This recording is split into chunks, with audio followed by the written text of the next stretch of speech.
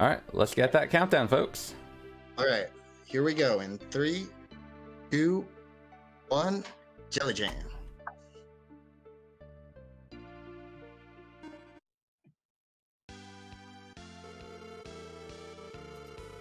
All right, guys, so as I was describing earlier, this is Jelly Jam 2021. The races today will feature people trying to score a little bit more emphasis with points rather than flat out times in terms of speed running. The challenge today will feature a little bit of core setup, and you'll already be seeing a little bit of party variants and capsule monster variants. Mike, why don't you go ahead and describe why you think people are bringing who it is that they're bringing? All right, so most teams are bringing the any percent party today. I'm a little bit delayed, so I don't see who everyone has just yet. I imagine everyone's gonna bring. Oh wait, hold on. Did everyone reset? Looks like Traviktox had an issue.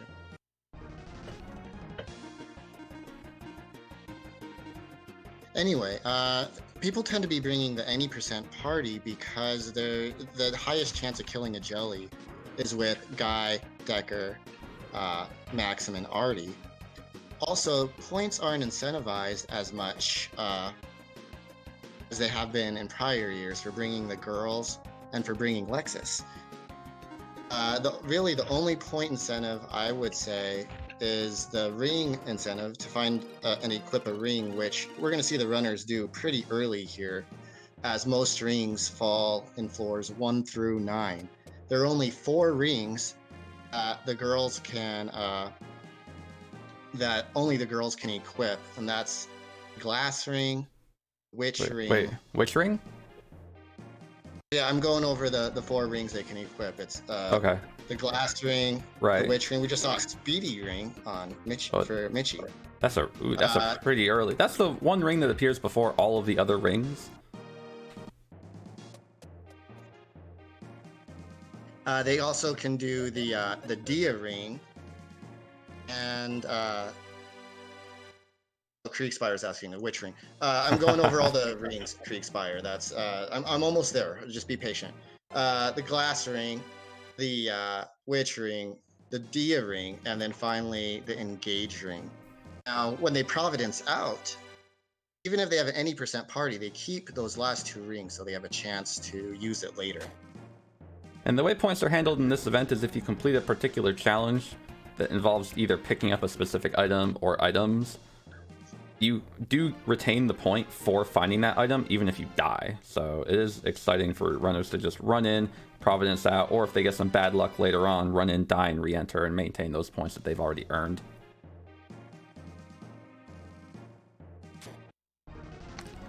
Now, there are some rings that our runners are going to be looking out for. In particular, there are elemental rings, such as the Ice Ring and Thunder Ring, which not only boost the potency of magic spells of the particular element of the ring utilized, but also the Ice Ring itself boosts agility, which is a pretty darn big deal.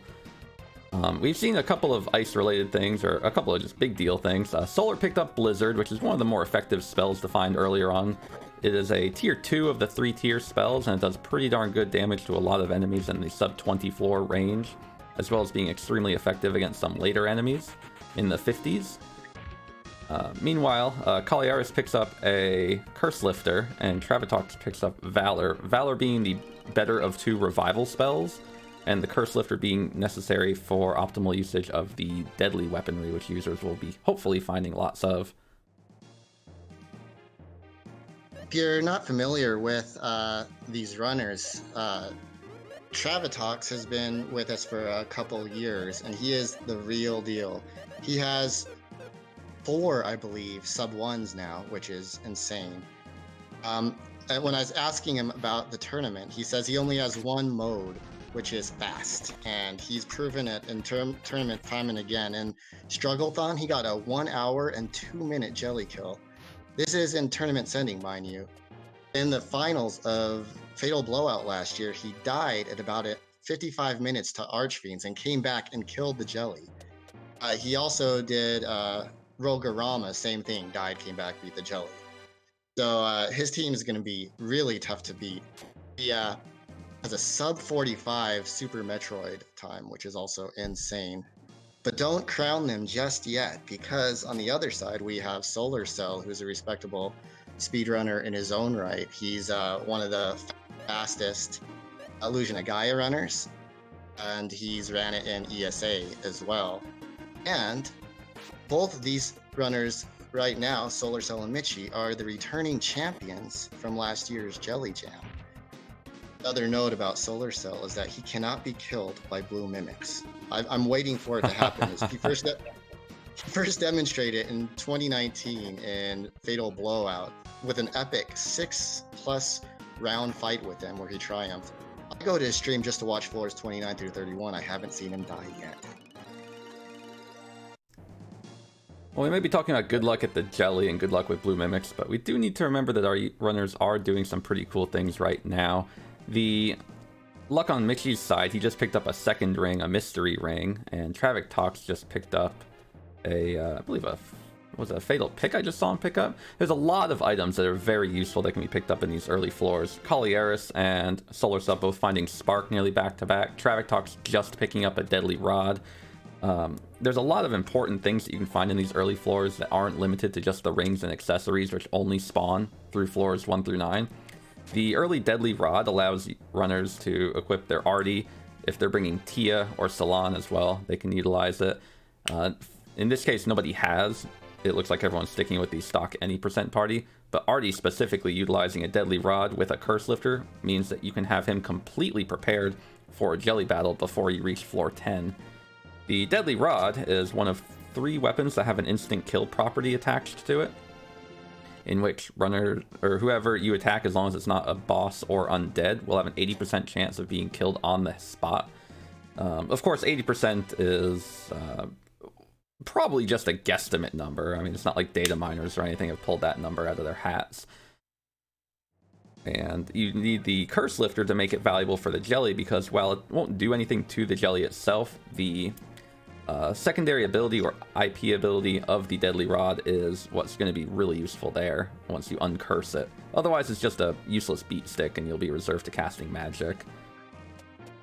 What are our runners looking out for after they make it out of these early floors and into the jelly, my friend?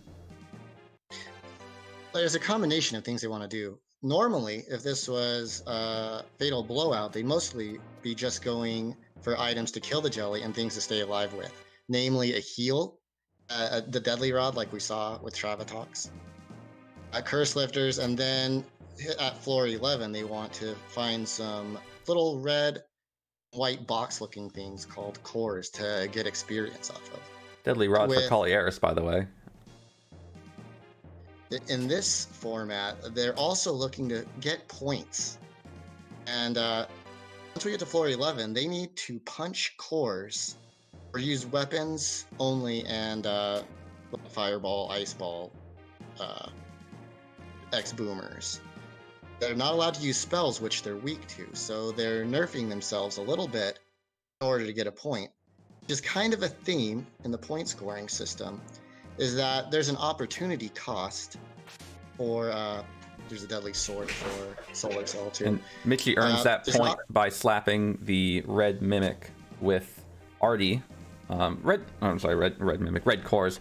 Sorry to interrupt you there, but red cores and all cores in this game, they're incredibly weak to magical attacks due to, I believe, an overflow in MGR or magic resistance.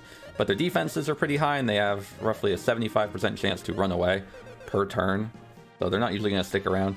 They have incredible amounts of EXP, which makes them similar to the Metal Slimes in the Dragon Quest series, where if you are lucky enough to find one and kill one, you get a lot of EXP for it. You just aren't always going to find one.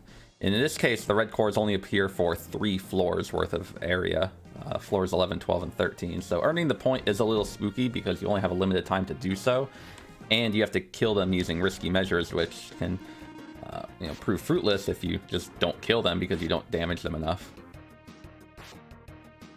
Right, and those levels are integral for advancing into the cave.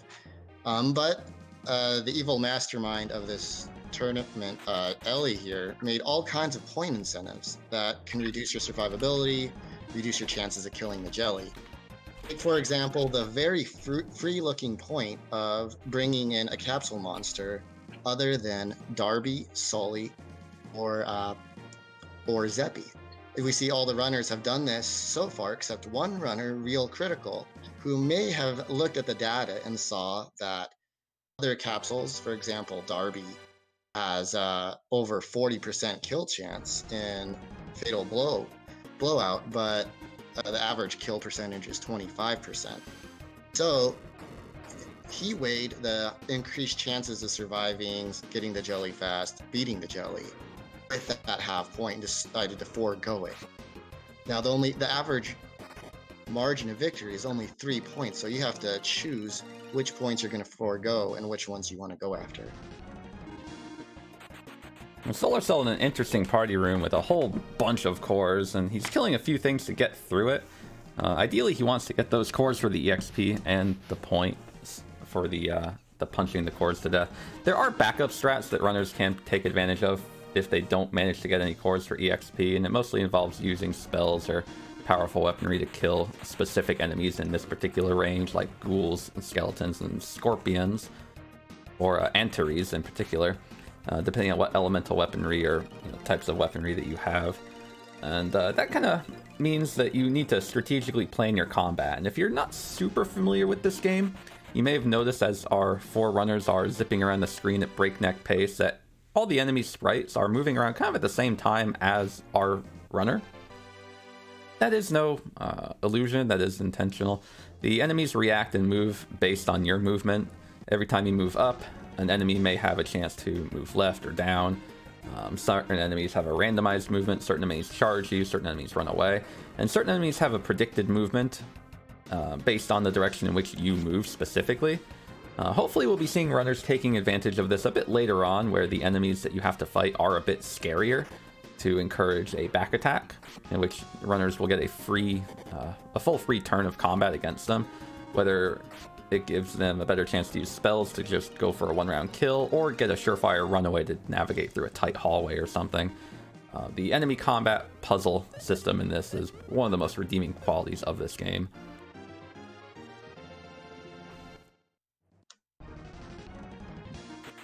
So the struggle Go ahead. The struggles that our runners have is not only getting through these early floors efficiently, but picking up some good stuff along the way. Once runners hit floor 15, though, that is where a peak, very important item does begin appearing. So after you beat the red cores, or you make it through the red core floors, you have one room of break, and then the treasure pool gets updated pretty much every floor as you go down until about the 50s and 60s. One specific item getting added in the 15 floor range, though, is the big one. That is the Decker Blade, and you may have guessed it, it's usable by the character Decker, who all 4 of our runners happen to have on their hands right now. Why is the Decker Blade so important? Decker Blade is the most important item for getting a jelly kill. It's IP attack, which is Akari points, kind of anger points. As you get hit, you build them up. If you get the little bar below their HP up to 100%, Decker can, with the Decker Blade, use Fatal Blow, which does 50% plus random modifier and front row enhancer on any enemy. And when you're fighting something like the jelly with 9,980 hit points, that can be over 6,000 damage. Now, our runners want to stack the Decker Blade with 1 or 2 other items potentially. Hopefully they're going to be able to utilize a Deadly Rod and a Decker Blade, as well as having a couple of other beefy items, such as the Silver Sword, Gady's Blade, Sky Sword, and Cancer Rock. There's a variety of combos in which you can set up your team to deal a lot of damage with fractional attacks, but also non-fractional attacks. And that fact that our runners brought up a variety of teams, and by that I mean a not very diverse team, the same team for everyone, goes to show just how important it is. Speaking of the Decker Blade, though, Traviktox just picks one up. That is like giving Thor a hammer, and he has Deadly Rod Uncursed as well, right? And Valor as well, plus the Fireball spell. Traviktox is looking to be the most prepared going down into the cave at this moment. He's handling movement pretty well, and his experience is okay. The cave starts to get a little scarier once you hit the floor's 25 range, though, at this point. What we need to look out for is not only the floor challenge of hunting for an evolutionary fruit, but also runners trying to take advantage of, just general survival. Because at this point, if you don't have a lot of EXP, this is the part in which the cave really starts to bite you in the butt for not being adequately prepared with safety experience. Starting to see the first fights that people wouldn't normally engage in with Sandgorums on Kauliarys' screen. He's fighting them trying to get either a breeze fruit or a earth fruit to satisfy the 20s floor challenge. So the floor challenge in the 21 through 30 range is to pick up elemental fruits that are utilized for evolving your capsule monsters to their M form or maximum form or master form, whatever we decided the M stands for. Both of the green clays and Sandgorms on Kauliarys' screen right now do drop one of those fruits, although at pretty low percentages. There are some other enemies that will appear a little bit later on in this particular floor range, in particular the pugs, which are little bouncing fire chickens, and evil fish, which are actually just squids. They drop the charm fruit and flame fruits, and these guys drop the blazed fruit. I'm sorry, the breeze fruit and the earth fruit. The elemental fruits, you would use their opposite elemental fruit for the evolution of a particular capsule monster. So for instance, you'll see Flash on the screen of Traviktox. He's a light elemental capsule monster. He'll need the dark elemental to evolve into his maximum form, which is the pretty powerful unicorn. And he'll need the correct maxing elemental fruit to go back into his 1 through 4 range. Yeah, there's a point incentive both for M-forming and then D-M forming. There's some synergy going on too. Like we see Fumi for Michie. If Michie happened to have gotten 2 secret fruits, he'd be able to M4 simultaneous fatal picks. That's cool. He'd be able to M form and devolve with just a secret fruit. We saw Firebird with a couple runners, which will allow them to easily handle evil fish on floors 27 through 29. If they happen to get a flame fruit as well, then they can M form and devolve. And we do see Blaze on one screen. So we do see a variety of capsule monsters right now, which I do find pretty exciting. Normally runners will bring Sully if they're a bit more experienced as a speedrunner, and they'll bring Darby if they're a little bit more new or more casual. Sully is the slowest capsule monster and therefore gets in the way the least. He also doesn't have long animations in his attacks, but he doesn't frequently attack, whereas Darby is kind of the opposite. He has longer animations in his attacks. He also has lots of spells that he does cast, and he tends to go before some of the slowest people in your party. That said, Darby does have at Form 3 an instant kill attack, and also his M form an instant kill attack that targets all enemies, which is a higher percent success rate compared to the actions that the actual player characters have for instant kill attacks. So they are pretty useful. The third one that is not being utilized right now in the tournament, nor on any of these teams, is Zeppy, who is a fish. His overall usefulness in Form 1 is interesting because it almost seems like his attack effectiveness was inverted from what you would expect it to be. He's got some pretty high power for a Form 1, and his Form 3, while not being the greatest for damage, does have an ability that boosts the attack power of the entire party by 40% per use. Even if you don't have anything utilized for a mighty jelly kill, if you're low on fractional items and you are pretty high on finishers or just big beefy attacks, it does help to swap to Zeppy at the last minute, feed him up to Form 3, which doesn't usually take too long, and then you can have a potential powerhouse booster, which can be worth all the damage in the world right there. The others that you see, Blaze on Solar Cells, Flash on Traviktox's, Gels or Fumi on Michie's. They represent other various elements that the game has to offer. They're not considered mighty by any ring. Fumi and Blaze often tend to just defend. Flash has a lot of abilities that don't really do anything in terms of helping out. Flame Fruit for Traviktox, by the way. That's very exciting. We were in a dead heat until we just saw that flame fruit. I see he's not actually going for the charm fruit, even with Firebird, it doesn't look like. We also have a scary situation with Kauliarys as he's trying to get the fruit from the Sandgorms. He had just Decker alive a moment ago, and maybe in the same boat shortly. The Sandgorms are deceptively strong. They have a pretty rare but damaging attack called Sandstorm, and we don't like when Darude plays in these cases because Sandstorm does a lot of damage to unprepared parties at this point. And it's one of the first obstacles that you can sort of stumble into, get unlucky, and actually suffer for it, whereas many of the other encounters aren't usually that threatening by this point. Looks like Michie is preparing to earn himself a flame fruit by killing some pugs. They're not too difficult to deal with, but they're a little more challenging to get a back attack on. More often than not, you'll be stuck running into them for a 50-50 side encounter. If you're unable to get that, then it does pin you in a sticky situation. Kauliarys definitely, I think, feeling the panic of having a couple of dead party members, though. Yeah, we're seeing some nice IP healing with Sacred Song. Now we've got Traviktox's screen a little bit precarious. He does have a blue mimic on his screen.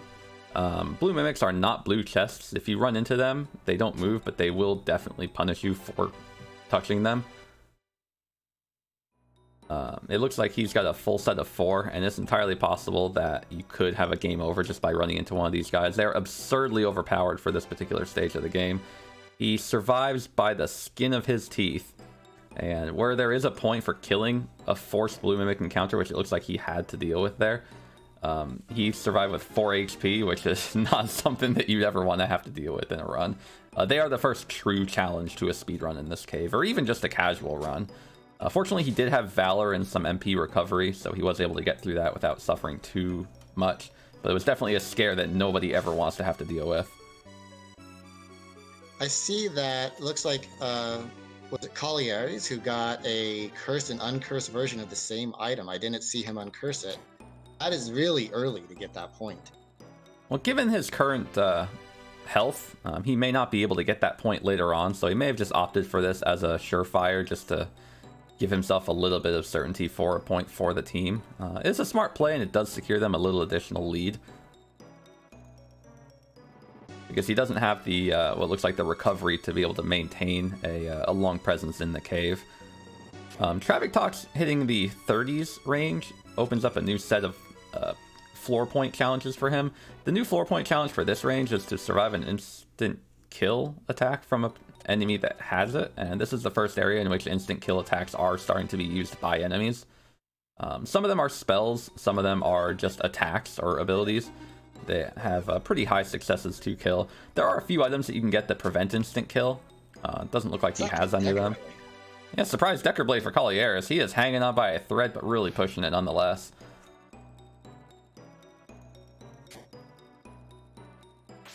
So the survive a deadly point is another example of a team point. So both players on a team have to survive a deadly attack from an enemy to get it. So as if Kauliarys dies here and doesn't make it to it, it doesn't matter if Traviktox survives as far as scoring a point. He gets that deadly attack.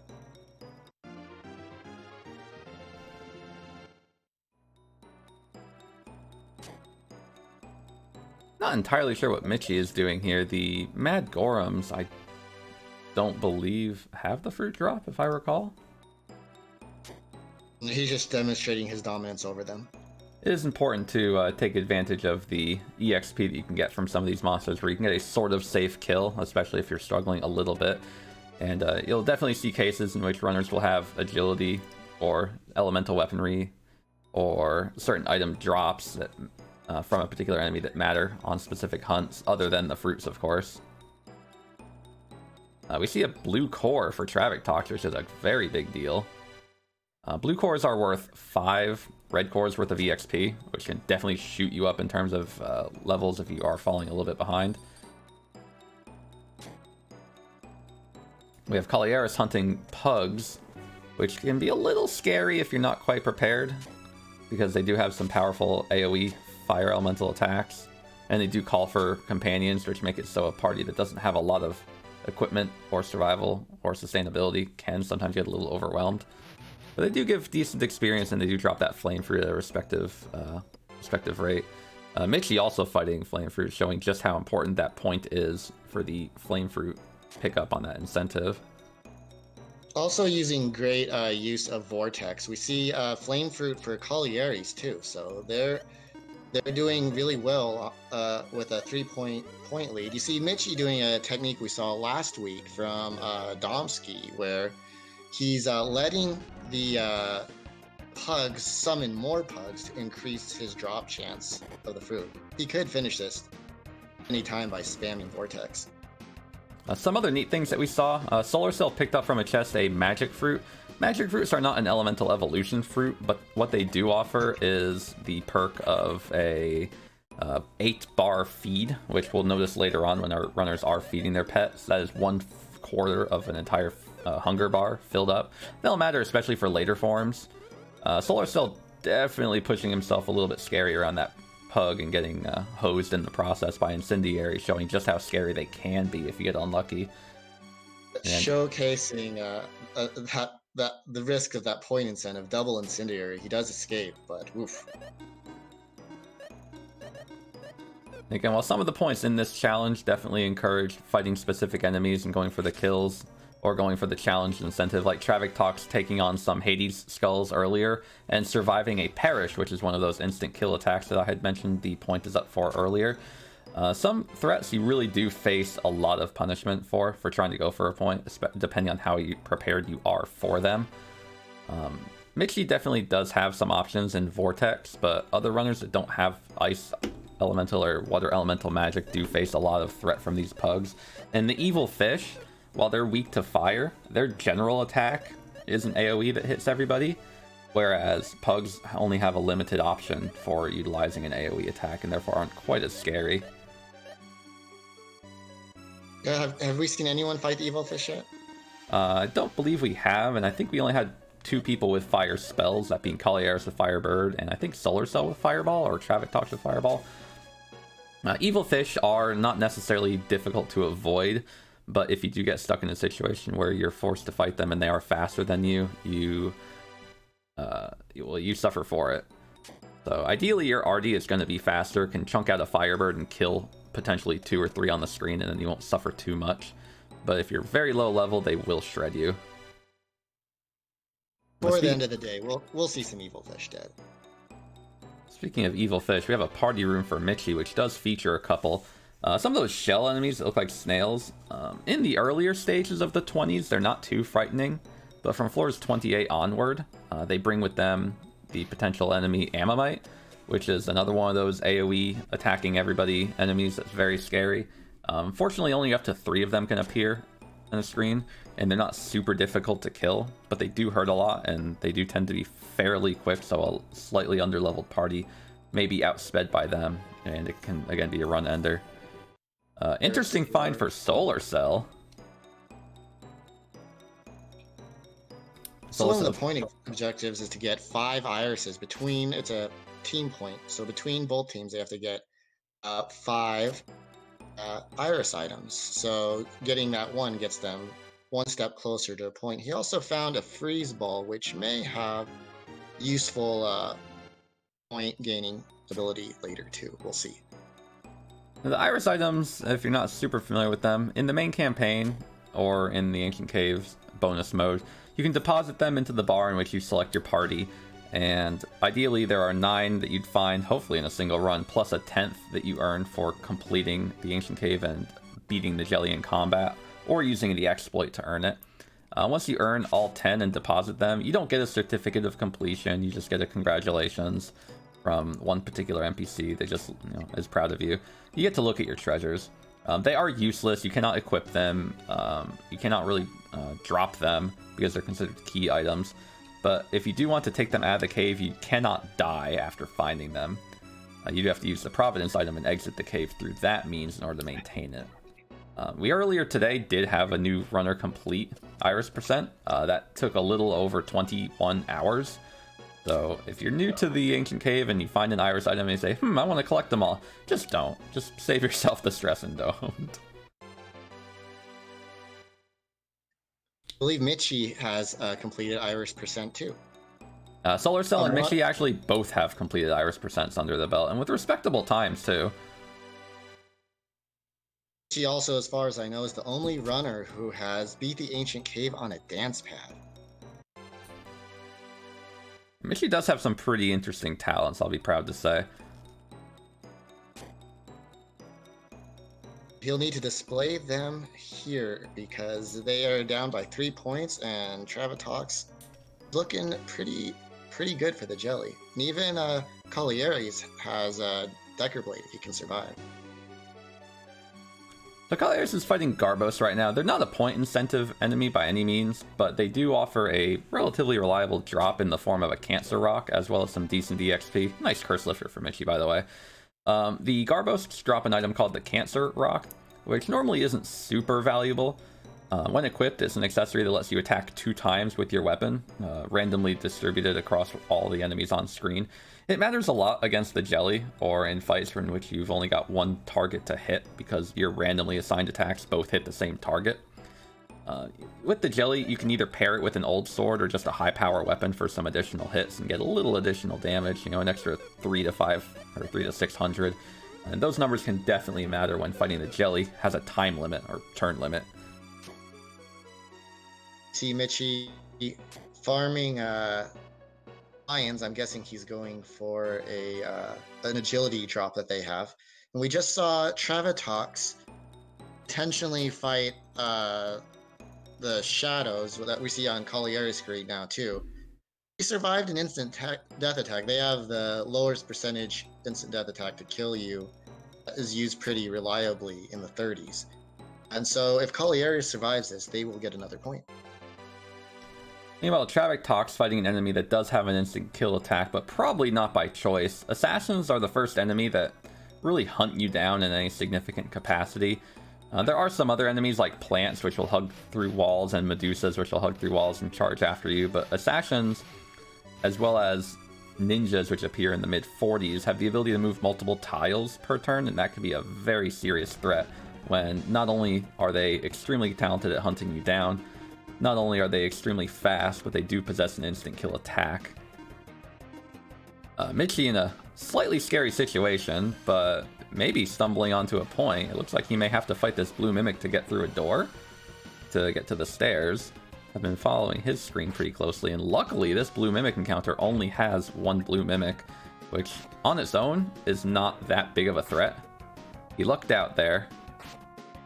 Yeah, so he should be able to secure that point, and as Solar Cell is his teammate too, so he has some good guidance on what to do.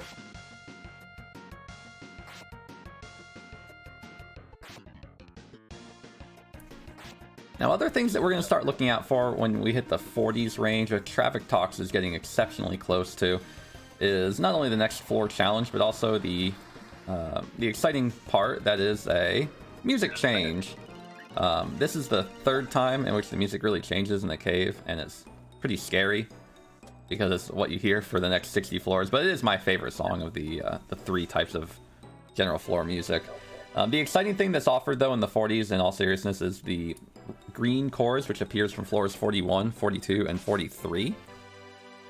They give a serious amount of EXP. They give as much as 3 blue cores, which, as we already know, is as much as 5 red cores, and they are the 2nd highest EXP drop in the game, or I'm sorry, in the Ancient Cave, which is just a huge deal. Now, unfortunately, after that, we fight the ninjas, which are very scary, and we'll go over those if we end up seeing them. Traviktox picks up a Dark Mirror, which is an incredibly powerful but cursed item that I think he put on Decker. The Dark Mirror is a shield which can be uncursed, and is one of the, I believe it's the only cursable item that you can actually take out of the Ancient Cave with you. If you do uncurse it during the Ancient Cave run, using a curse lifter, you actually do not take it out of the cave with you. You can only take the cursed version out of the cave with you, which is kind of an unusual, almost incentive to keep it cursed and to not uncurse it. So you gotta be careful on who you put it on. Uh-oh, looks like we had a little technical difficulty on the Traviktox Kauliarys stream. They are streaming off of the same machine. They are actually, I believe, in each other's living rooms. So if one goes down, they both go down, and sounds like my Christmas lights on Christmas Day.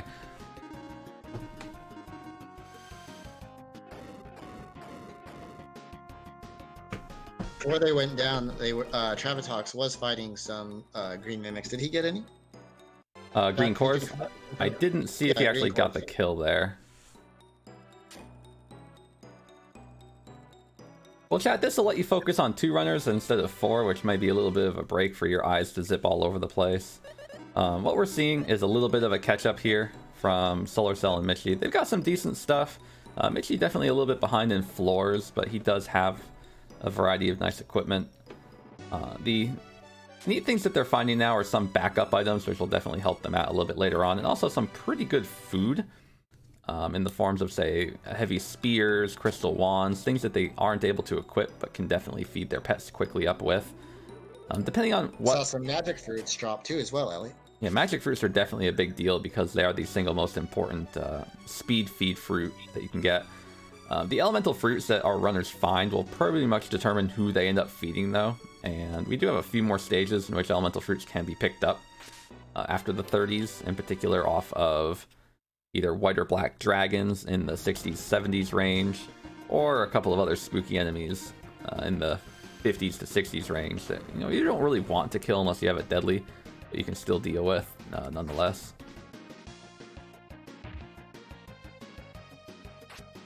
The Solar Cell fighting some Garbosts, hoping for a Cancer Rock drop.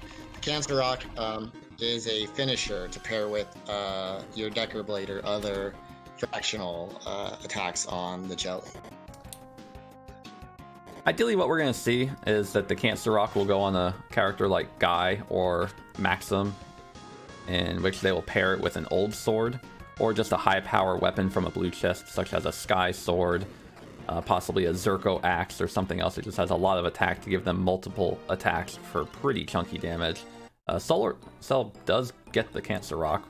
On the side, it does offer a little bit of defense as well, in the form of 20, which is effectively minus 10 damage per hit. So those little bits can matter, especially when enemies get to the point where they can either 1 or 2 shot you pretty reliably in the 70s and 80s range. Granted, most of those enemies are casting spells, and defense doesn't help against that, but it is an option that you get for just a little extra boost of survivability.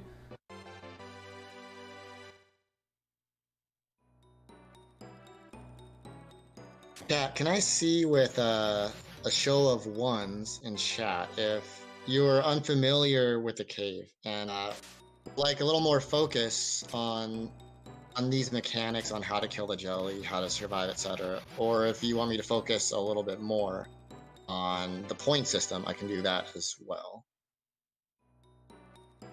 Okay, I'm not seeing too many ones, so I think we have about 400 people here, and they're all cave experts. I like it.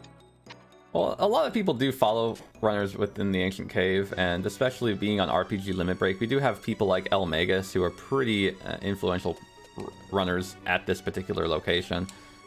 He does run the Ancient Cave a lot, and it is entirely possible that many of his followers are here. Not only them, but other qualified and experienced runners of the cave, or at least people who have watched the Ancient Cave are pretty confident in how they've seen things. But I definitely do think we need to cover a little bit more on the point handling. In particular, the 40s, which are coming up hot for Traviktox and Kauliarys, who are back in action. At least Traviktox is also getting Kauliarys back up too. And also Solar Cell and Michie, who are just about to approach that. I just saw a terminal blow survived by Michie. That's only 20% chance to do. He was forced an encounter, and that gives him the half the point, which on the other side of the screen, Solar Cell is going for as well.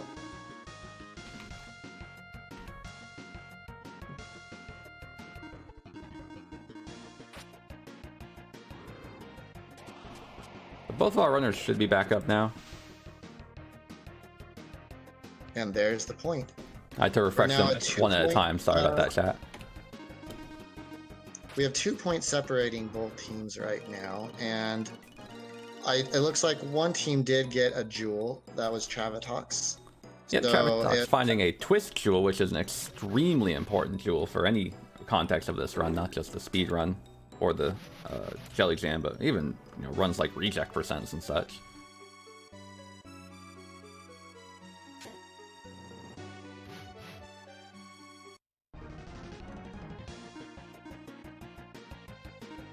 So the twist jewel is important because it gives a lot of agility.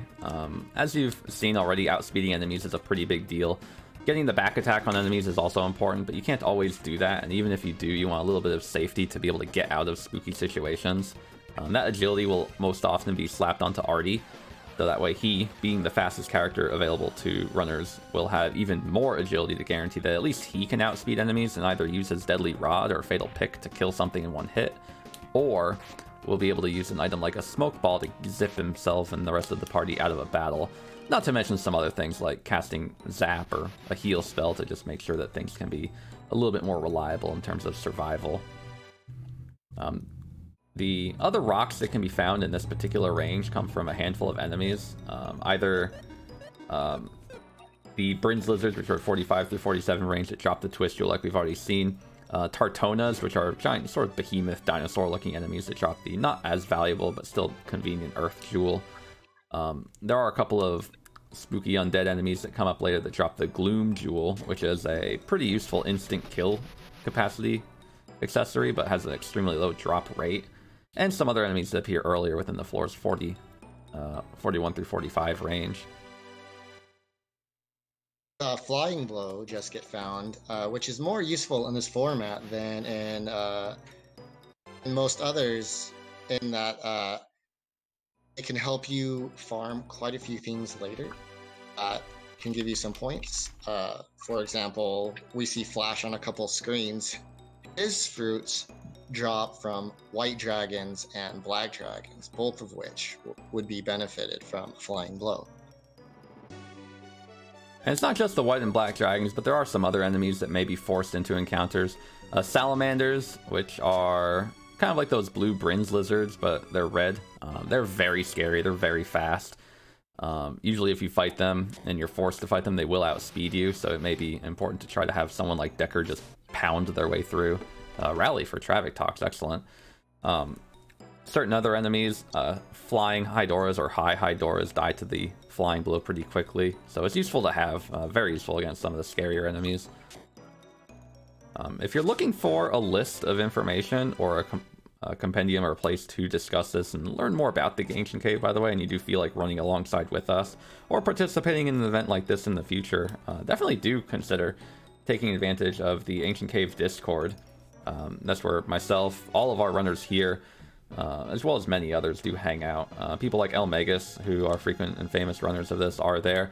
World record holders of various categories are in there, and there's a lot of guides that go over not only things like item drops, but also enemy weaknesses, frame rates for people who want to handle RNG-based manipulation types of runs, and whatnot. Definitely there's a ton of info there. Chad asked how many runners have Decker Blades. The top two, Traviktox and Kauliarys, who are a team, both have a Decker Blade. I did not see one for Solar Cell or Michie. But there are a handful of other items which are nice. As far as the scoring goes right now, there's a 2-point lead for Team Traviktox Kauliarys. That is mostly held within the fruit drops in the 20s. So strategically, what does that mean for the other team? They can still actually get those points should they die, or the more preferable option of beating the jelly with enough time to get back to 21 and maybe kill them. So those are still in their back pocket. An advantage for the team with 4 points right now. Ouch, I'm looking at Solar Cell. See dead people. Yeah, Solar Cell took a beating from Hydras, or Hydoras. So an advantage for their team is they got a very rare point in the blue mimics. It's rare that they're going to be blocking you, and also rare that you're going to kill them. So that is because of the difficulty of achieving the point is an advantage. Just like if you were to get a glitched floor, which is incredibly rare, that's an extra hard point to get. So even though they're down by 2 points, they have the capacity to make those up. The real problem is the jelly killing capability of Team Traviktox Kauliarys. There are a lot of points to be had by getting to floor 98 and beating the jelly. You get another a point Decker Blade for Kauliarys. Another one. They come in pairs, right? So you get a point for getting to floor 98, a point for killing the jelly. A third one. What is this? Wow. If both players kill the jelly, they get a point. The first team to kill the jelly gets a point. If you beat it without the jelly, without any rocks or rings equipped, you get a point. And if you beat the jelly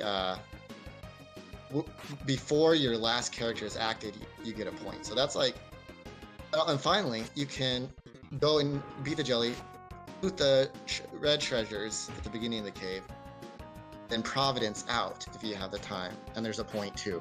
So there are a lot of points to be had, kind of reserved in their back pocket if they can make it there with the kill. That gives kind of a soft advantage to Traviktox Kauliarys at the moment. That can all turn around in the flash of in a beat if those Decker Blades start falling for Michie and Solar Cell. There's something else to be aware of. The floor range from 1 to 50 is a lot more manageable than the floors later on. Oh, I just noticed a Misto Jewel for Michie, by the way. That is a 2% drop. The enemies that you find from floors 51 to 60 start to get a little scary, and from 61 onwards become so threatening to the point where one misstep even can kill a fully prepared party due to just the sheer enormous HP values and damage and high agility that comes with them. So even though our runners, Traviktox especially, and Kauliarys are ahead of the other two, that doesn't necessarily mean that they're just going to continue up this incredible pace that they've already got. They are doing quite well for a marathon.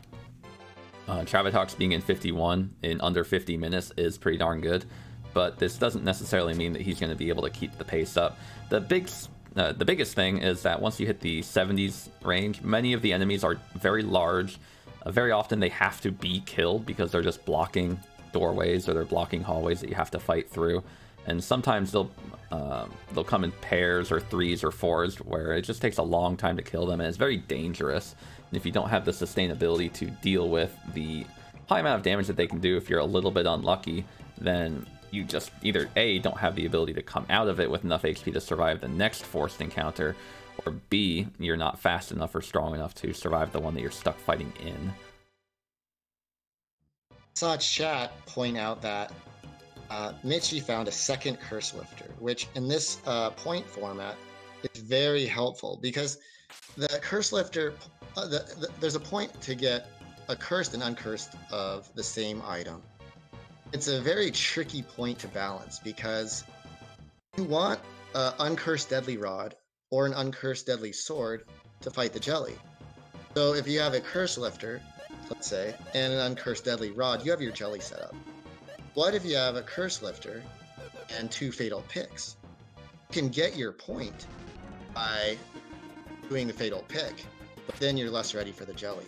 Now that Michie has 2 Curse Lifters, you can equip a Berserk Blade, if he had it, curse it, and then still have a second Curse Lifter for his Deadly Sword or Deadly Rod. I don't know what his cursed item situation is currently, but it sure is a good premium to have multiple. Now, speaking of premiums, we see Kauliarys fighting the Bryn's Lizards for Twist Jewels, which are the premium agility rock, and also Traviktox is on the floor that has a handful of Hydoras. We've seen a few of them before. They almost shredded Solar Cell. These, though, the ones in the 51 through 53, and also ones that we don't see yet, but are in the 58 through 60 range, drop the illustrious Hydora rock. That is basically a cancer rock, but one that gives better stats and consolidates all of your attacks into a single 3 times power attack rather than 2 times power attacks.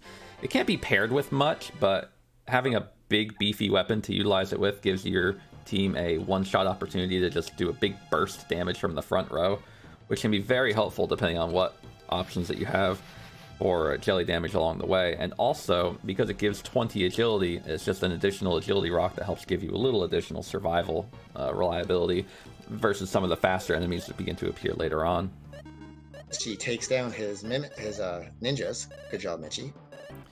Now the 50s through 60s range, while it does contain the Hydoras and also the final of the cores, the no core, which gives 55k experience, or as much as 5 blue cores or 1.5 green cores. The big thing here is the point incentive for getting your party afflicted with status ailments. The point incentive specifically encourages fighting enemies called the Sirens, which you see Traviktox is actually fighting right now. He's going to try to set up so he's only got one to fight. He's going to kill all the others that are on the screen and try to wait for them to cast a spell. I think Tra-La-La or Do-Re-Mi. They tend to be area of effect status ailments that apply confusion or sleep. And he's going to try to make it so that way he's got 3 or all 4 party members afflicted with the ailment, so that way he can earn the point. We have had talented runners, in particular someone in the chat right now named Real Critical, who have had horrendous experiences with them. But for the incentive of this point, it looks like he just earned it by having 3 members fall asleep. Excellent. Solar Cell surviving ninjas also. Ninjas are quite the scary option. Having 3 members fall asleep there is great. If you end up dealing with a full party that's confused, you can have your party, say, equipped with deadly weapons, just tear itself apart from the inside out. And if you're unfortunate and fight 2 or 3 of them, they can repeatedly try to apply those status ailments, which, while they can stack, for instance, you can be confused and asleep, they just overall spells a pretty scary situation for you if you're forced to deal with them. God forbid you get surprise attacked by them, because you can get those status ailments on you and be stun locked for 15 minutes before your slow agonizing death, which I think you knew about when making the point. Oh, absolutely. Something that's not super slow and agonizing, but is often quick and punishing, are the enemies, the ninjas that Michie is fighting on the lower right screen. Ninjas almost always outspeed you. They have the ability called Knife Thrower, which is incredibly powerful, hits all of your party members, and because of their speed, just so often goes first. People like Artie, Maxim are very often 2-hit killed, if not 1-hit killed, depending on your equipment and level layout. And sometimes users, even like Decker, can be killed in 3 of them, and it's not that rare of an attack. Alternatively, they do have options that include a one-shot kill move, and also just a regular attack that they can use twice. We have a no core for Traviktox, which is a ton of EXP that we're seeing. And Kauliarys is still hunting for rocks in the 40s range. So there's a lot going on right now in terms of enemy combat. Traviktox definitely looking like he's prepared for a lot of things that are yet to come. Kauliarys being a little bit low level for where he is in the context of this stage of the cave. And Michie and Solar Cell doing pretty well considering their pace, even though they don't have a ton of all of their items that they want. They're doing pretty well for survival all in all, and their levels are fairly on point with where they want to be. This is a pretty high score total for this early. Consider the median point total so far in the tournament is 14 points. We're at 10-7 at or near the hour mark. We might see some jelly kills today too. I'm excited for that. The day 1 unfortunately featured a lot of non-jelly kills. We did have a few people get to the jelly, but no one was able to kill the jelly or even close to being prepared to kill the jelly. So that was disappointing. But this time around, we got some good opportunities between Kauliarys and Traviktox especially. Kauliarys is looking a little bit scary in his run because not only is he a bit low level, but he's fighting with items to heal, which implies that he doesn't have options for healing. Traviktox does look pretty prepared though, so we may end up seeing a Providence by Kauliarys if he doesn't find any healing spells soon.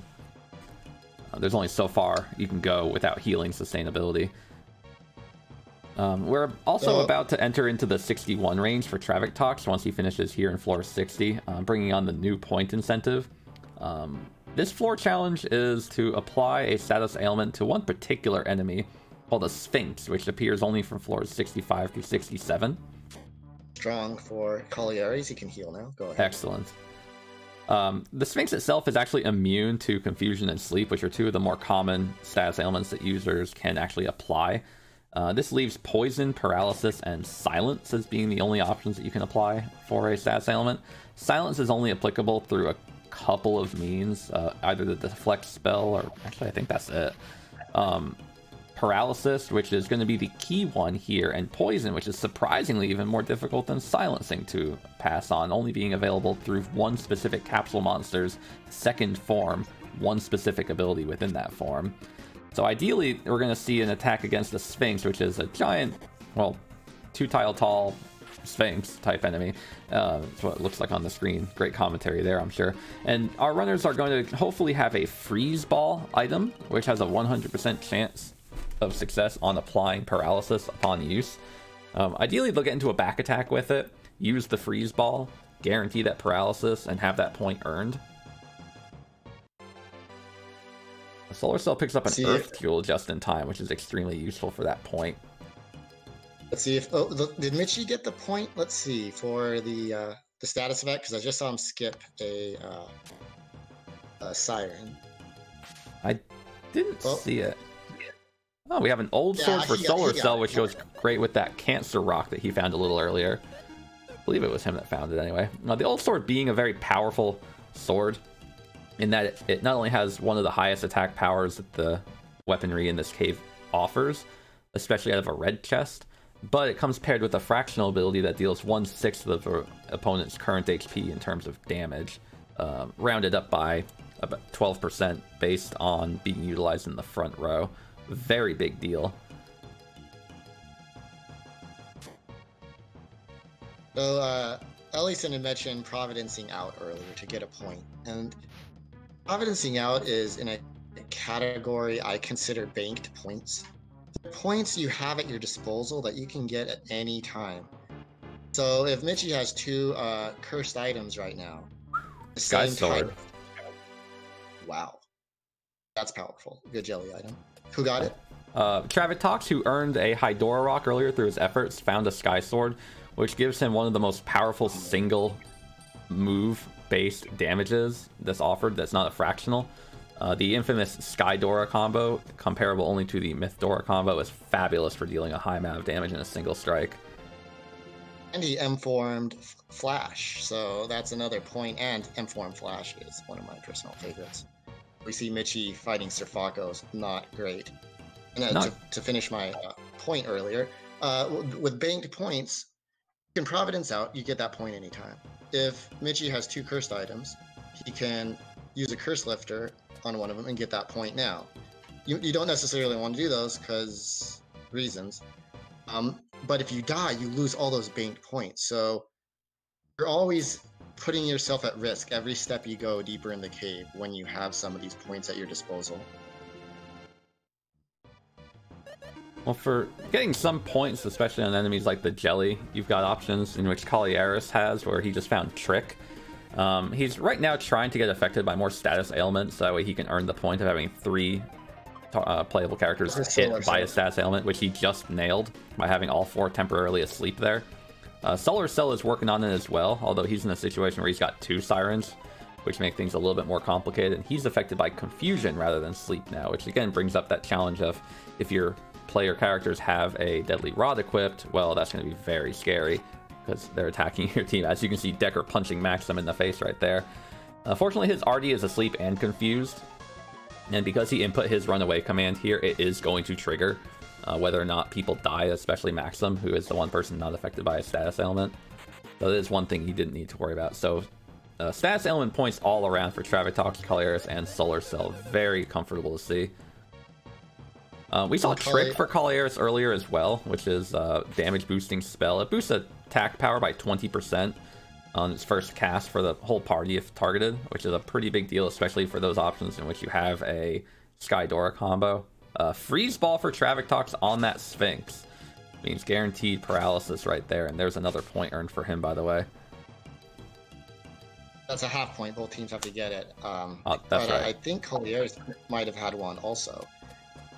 We'll see. He's getting close. Yeah, he's that's right. It's a half point. You're right.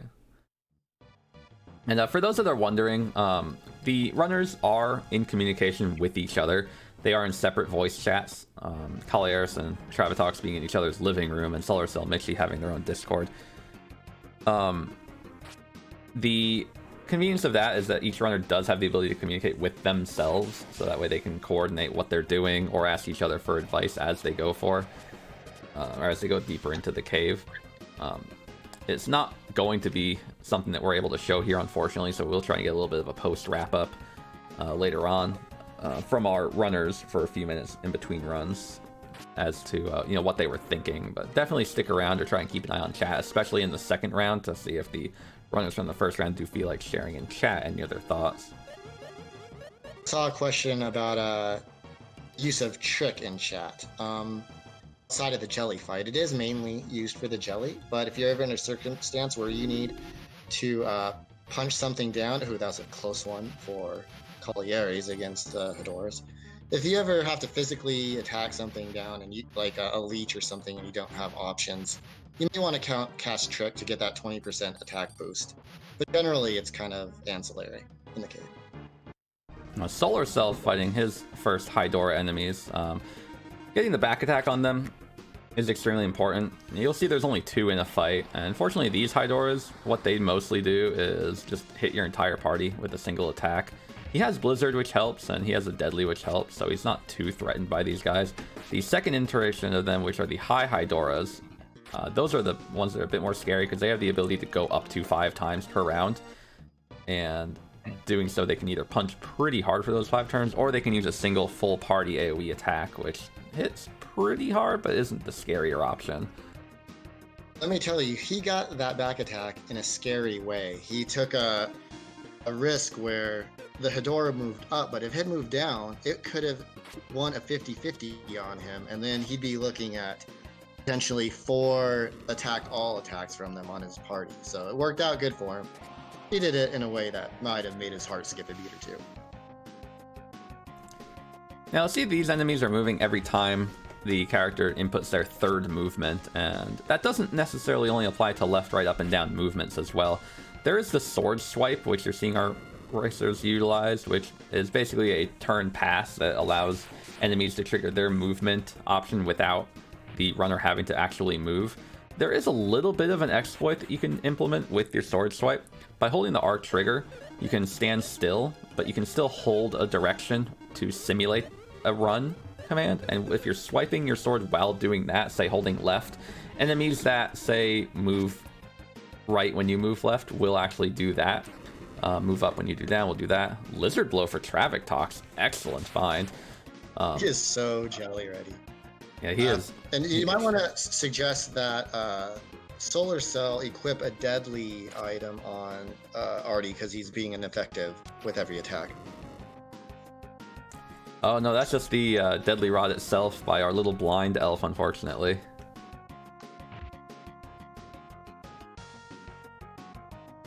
Kauliarys is definitely trying to get a Hedorah rock. Now, Traviktox fighting an enemy that has the same sprite as a Hedorah, but is definitely not a Hedorah.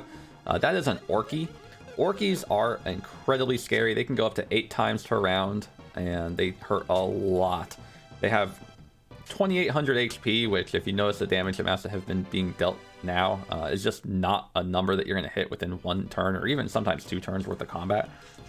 Why was he attacking that Orky, you ask? Well, there is a point incentive within the 71 through 80 range to kill, or at least win a battle that has at least 1 Orky in it. They can either come in solos, in pairs, or paired up with an enemy called a Current. Currents being pretty harmless, especially compared to the Orkies. So he's going to be fishing for an Orky, which only has 1 in it, or 1 plus the Current, so that way he can safely get the kill.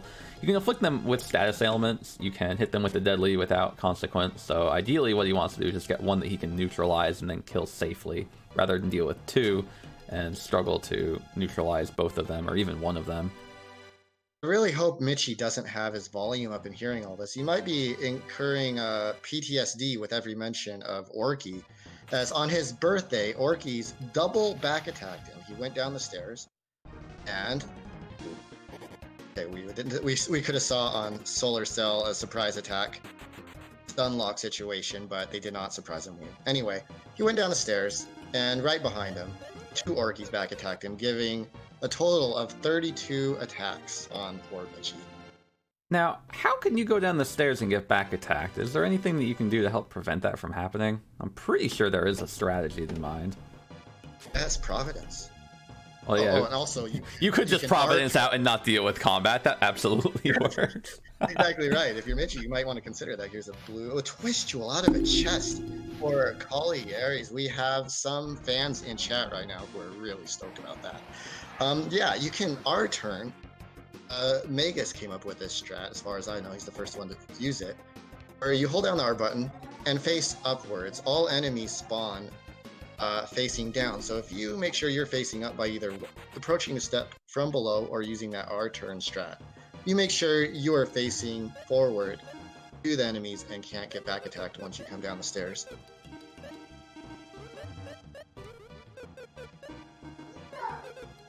Now we're noticing that Solar Cell doesn't have a revival spell. This is a pretty scary situation, getting this deep into the cave and not having a revival spell available. What makes it even more scary is that when you get to the point in which Traviktox is at now, we're fighting Archfiends. Archfiends being probably one of the biggest, if not the biggest, known threat of the Ancient Cave.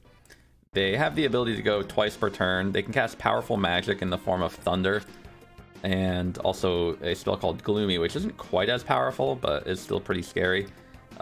They have the ability to cast Destroy, which has an instant kill chance to it.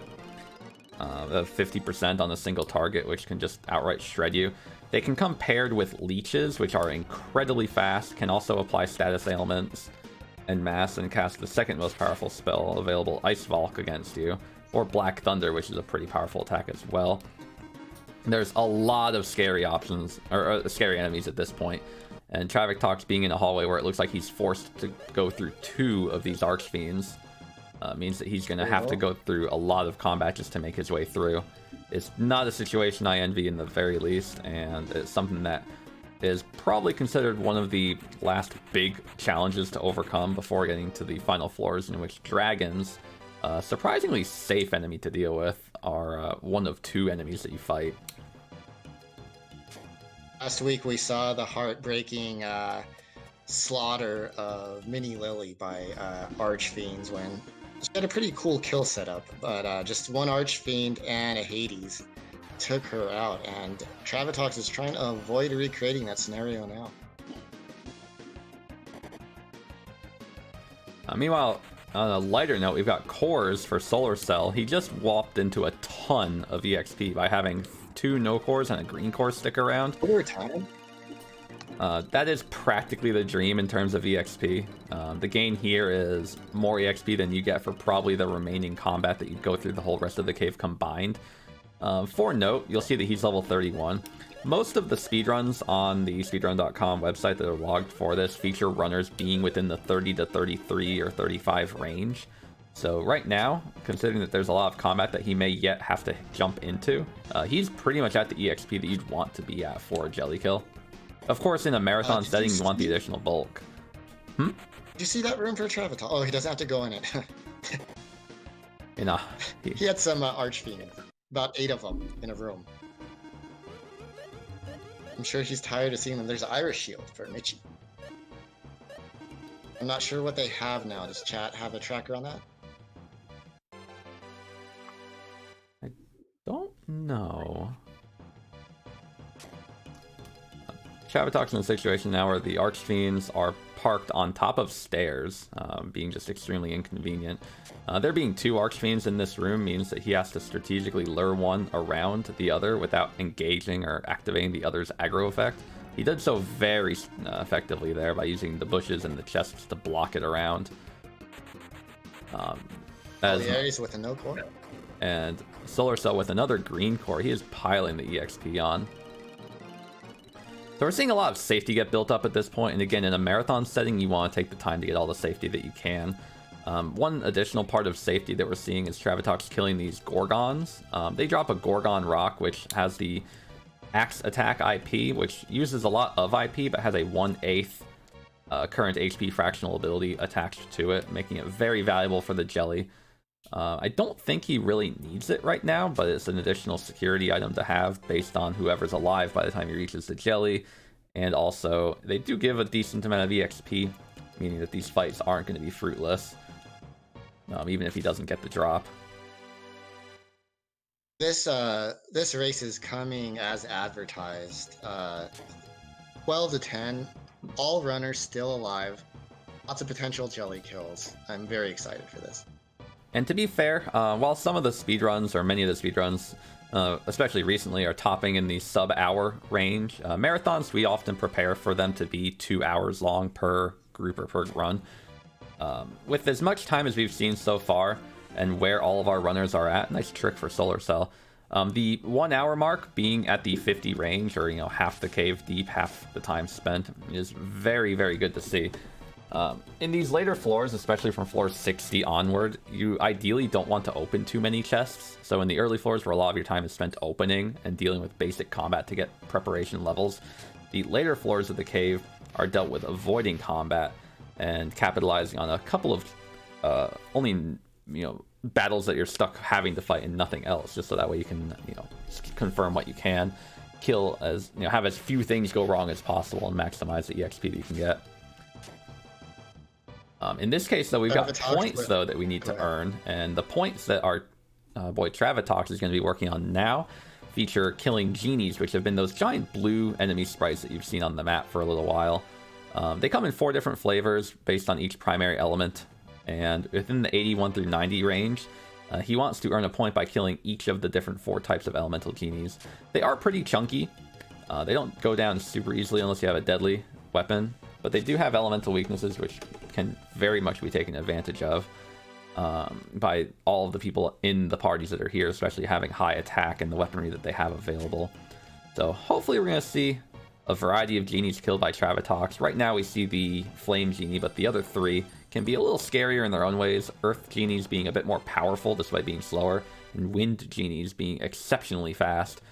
You can always get the back attack on them, or at least pretty reliably get the back attack on them. So you'll see he's playing sword play here to make sure that he can secure a back attack on them safely. It's like Michie's considering going double deadlies and did not. On a good deadly sword.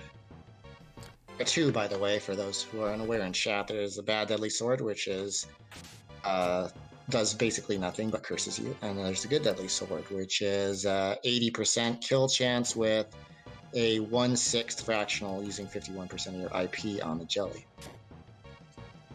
I have an unfortunate miss by Traviktox's Deadly Rod against a Wind Genie here. Wind Genies, as I described earlier, are very fast. Genies themselves can be a mixed bag of threat. They can either use Absorb and steal your MP, meaning that your sustainability, especially if you rely on magic for a lot of healing, can just go very downhill very fast. The other options they have are Defend, which, well, obviously is what you want them to do, or at a fairly low but not low enough rate, cast an elemental attack spell of their particular element. Voltage, Bolt, Ground Shock, etc. Those deal a high amount of damage. Often 2 of them will kill Artie and Maxim, 3 will kill Guy, sometimes Decker, depending on what your levels are, and hopefully you won't have to deal with them. But in a battle against Wind Genies where you get very unlucky, you may be forced to deal with a lot of that incoming damage, like we just saw here. Issue with a Deadly Rod, which gives him an interesting set of decisions to make. I believe he has a Fatal Pick equipped, the Deadly Sword, nice Archfiend movement by the way, Michie, and a Deadly Rod with 2 Curse Lifters. He can unequip the Fatal Pick, then have 3 1/8 fractional attacks on the Deadly Rod because it only takes, I believe, 26% IP. Or he could equip the Deadly Sword and be able to take both of them off. So he has some options, and then there's the point to think about too. Now you may want to stick 2 deadlies on to have a little higher success rate of killing enemies along the way. And most of the threats, other than leeches and a couple of the Hades enemies, are susceptible to the instant kill properties of the Deadly Sword and Deadly Rod. Even though it's 80% chance of success, it still is nice to have. That said, if you don't have the Curse Lifters to remove them, when you get to the jelly, you're very limited on your options. You have that Gorgon Rock for a fractional based attack, and you have magical spells like Trick for attack power boosting for your other party members, or dealing out damage from things like Zap, Thunder, and Ice Valk. So you definitely do need to plan your deadly equip options very effectively, otherwise you're going to make it to the end and not have enough ways to deal damage and be stuck in a jelly fight without being able to kill the jelly. I saw Solar Cell side by side with Eyeballs. I didn't see if he used a stutter movement tech to ensure they didn't get a 50-50 on him or not. I think some Sphinxes now. I don't know if he has a freeze ball either. Now he's just killing him. I don't think he did. And Michie got that point too, so yep, no. If he did, that'd be solid. Now that point is a double point, so both players on the team need to complete that challenge. In this case, killing all 4 genie types for that point to be earned. So we haven't seen the point get added for Trav and Michie yet because Solar and Kauliarys aren't there yet. If they're scoreboard watching, they're see they're down by 2. Maybe normally you wouldn't fight an Orky, but down by 2, maybe you do. See? Now what's Traviktox doing? He's preparing for that floor 91 to the finale point, which is dealing with Dark Summoners, which are a pretty dangerous enemy type. They come in sometimes sets of 4, from 1 to 4, and the point incentive here is to kill or win a battle that contains at least 3 of them. They often call for backup, and they can be very threatening if they get a full attack on you because they're almost always going to be faster than your whole party. Then they can deal not a lot of damage in single attacks, but a pretty high amount of damage in separate, smaller attacks. If you get a back attack on them, then it's a lot of damage you don't take because they're just not that strong. But if they get a back attack on you, that's 16 rounds of wimpy AoE attacks that deal roughly 40 to 80 damage per cast on you, plus the possibility of an instant kill spell here and there. Again, for people like Decker who can survive 10 or 11 of those, you can see how it just adds up as time goes on if he gets unfortunate and unlucky and has to just take so many hits. Never mind that they can summon 2 leeches. Ugh. Yeah, they can call leeches, they can call Hades chariots, and they can call a lot of other wimpy option enemies. So ideally, you're going to kill something simple like they did on Traviktox's screen, and then you won't have a big threat to worry about for later on. Kauliarys right now dealing with Warm Eyes, which are one of the more unusual threats. They're pretty fast, and often Artie and sometimes Maxim can outspeed them. They have just enough HP to be a nuisance to kill, no real weaknesses. They can go twice and they paralyze you, or they can paralyze you. They also come in often groups of 3 or 4, making them pretty difficult to kill, and they can go twice per turn. So they're scary enough. If you're unprepared or underprepared, underleveled, then they'll give you a pretty hard time because it's very difficult to get a safe attack on them, but they're not super threatening. That said, go ahead. Oh, that said, Kauliarys is fighting his way through White Dragons now, which drop the Dark Fruit, which is necessary. I'm sorry, which drop the Holy Fruit, which is necessary to get that de-evolution point for the Flash capsule monster that he's using right now. So Traviktox scoped out some dragons to see what he was up against. Saw a gold dragon, which can attack 3 times. It can cast Stardust Blow 3 times, one of which can wipe your whole party, 2 of which assuredly will. Saw as a gold dragon, backed out and took his time to manip them out of the way and safely proceeded to the next floor. With the cushion of a lead that Traviktox has over not only Kauliarys but the other runners here, he can afford to take his time and either play it safe and manipulate enemies around as he needs to, or engage in combat that he doesn't really need to as well, plus opening a few extra chests if he wants. But he's pretty surefire set with the jelly kill right now, so he's going to take his time and just make sure he can get there safely, because you're really not out of the woods until you get to the final floor. There can be disasters that appear on floor 98, which, as unlucky as they are, will just absolutely decimate a run, and you never want to be stuck with one of those situations. That said, if you are watching and you haven't already, get out those calculators, because he's going to be nearing it pretty soon. A couple bad luck moves for Solar Cell. First, he encountered Orkies, and there were 2 of them, so he screamed and ran away. Again, 2 more Orkies. And right after Sphinxes, he found a freeze ball, which would have given them a team point. Kauliarys is taking advantage of an interesting mechanic with white dragons here. They often will use, I believe, it's a cold stream ability, in which it does a lot of ice elemental damage to your party, and white dragons are pretty fast. That said, if you get a back attack on them, you deal, I think it's around 300 or so points of damage to them. About 320, that's right. About 320. You'll trigger them to force their AI to use Stronger, which heals themselves, rather than use an attack. So if you don't have the means to kill white dragons, but you can hurt them pretty well, maybe by casting Firebird one time, hitting them pretty hard just through general weaponry means, Burn Sword, Red Saber, Flying Blow, that sort of thing. If there's 3 of them and you can only kill 2 and significantly damage 1 rather than leaving all 3 alive, there are ways that you can deal with it, and forcing them into that much damage again triggers that AI to heal itself rather than deal an attack, and it really gives you a lot of reliability. Water Gauntlet for Solar Cell is great. It's an agility boosting item for Artie and also the girls, and actually Lexus too, and it's got very high defense, so it's a great shield to offer the team.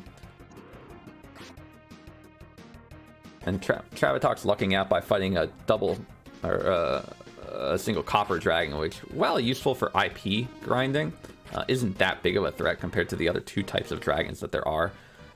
Copper dragons are the only ones that can be afflicted with status ailments. Silvers and golds cannot. That said, you can still apply the instant death to all of them, and you can also get the back attack on all 3 different categories of dragon as well, so they're not very scary, especially when there's only 1 of them. Yeah, the dragons, as you go up the chromatic scale, get increasing numbers of attacks. So only 1 dragon from those coppers is pretty nice. Doubles from the silver, it's scarier, and then golds, you just run away. We've got Solar Cell working on a little bit of safety by trying to, again, kill those Gorgons for a Gorgon Rock. It's ideally not what you want to do in a run. Hopefully you're just going to have your equipment set, but you don't necessarily have any other options. Sometimes you have to go farm one for yourself. Now we've got a preparation setup of Traviktox on the jelly, and I'm not able to swap to his audio, unfortunately, but we've got a kill very likely here. We have a Decker Blade, which can deal just a sheer enormous amount of damage, and we're trying to get his agility up higher than Guy's, or really anybody else's, to make that Decker Blade attack go before other people. The more damage, or the more HP the target has, the more damage is going to be dealt, and that said, we're trying to set it up so that way he at least beats Guy in terms of movement, to make sure that he deals just a little extra damage from that fractional compared to a little bit less for having Guy go first. And that Hydora Rock and Twist Jewel that he have are definitely going to be contributors to making this kind of thing happen. The many puns that are contained within Jelly Jam, one that a lot of people haven't considered is Jelly Jam is an adored jam. We don't see the jelly very often in this tournament. We only saw 1 kill in the entirety of the existence of the tournament, but I believe we're about to see our second here. And we've got a pretty good setup for it too. We have fractionals in the form of the Decker Blade and Gorgon Rock. The Deadly Rod is effectively 3 Gorgon Rocks, but it's still pretty useful to have just 1 here. The Deadly Rod itself, or the Gorgon Rock, offers that 1/8 damage, and Artie's almost always going to go first with it. So we're hoping to see that plus the Decker Blade go, and you can get kills with only the Decker Blade for your fractional.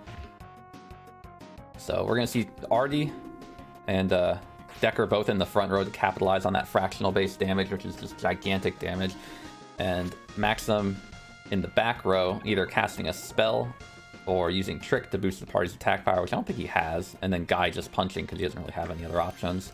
So again, whip out those calculators if you haven't already.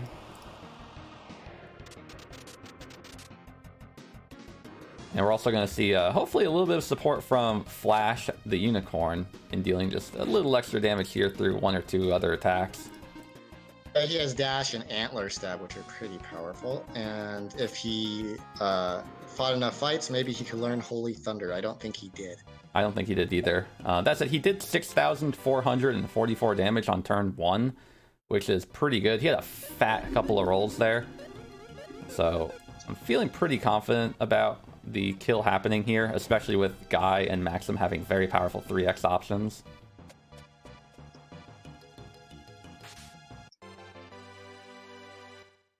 Flash is being a little bit boring and punching. Now the other forms of Flash are not very good, but fortunately, his M form does offer a lot of reliability. So we're going to see the 3x options here. We're going to see the Silver Swords 3x. We're going to see the Hydorok attack 3 times. Back row already slinging out a spell because he doesn't have any other options, and Decker will attack because he, again, doesn't really have other options. If he felt more confident in his kill, he could have not equipped that Gorgon Rock and got the extra point for not using Rocks or Rings on a Jelly, but he is making sure he gets it. And there it is. And we have the kill. We have our first kill of Jelly Jam. And Watch only those points fly on the board. We have an hour 24 Jelly Jam kill too. Now this is big because it not only gives Traviktox the first kill of the group point, it gives him the kill for making it happen under 2 hours, which means the speedy kill. It also gives him nearly 35 minutes to run back in and take advantage of some of the other point incentives, like finding anything that he wasn't able to earlier, like finding a ring and equipping it, which he wasn't able to earn that point earlier, so he could Providence himself around. He's using the point that has used Providence and changed your entire party, because he does have enough time to do so. So now he's bringing in the Reject team. This also gives him a chance to find some cursed items and a curse lifter to go with it, like 2 deadly rods or 2 deadly swords. I'm going to see him raid this room here, and then go for the Providence point after killing the Jelly too. Now the room raid that you're seeing here is not necessarily an exploit, but just a trick. You can re-enter the ancient cave and take the 3 treasured items in with you. If you do that, unfortunately, you don't get to take them in with you for the rest of the campaign.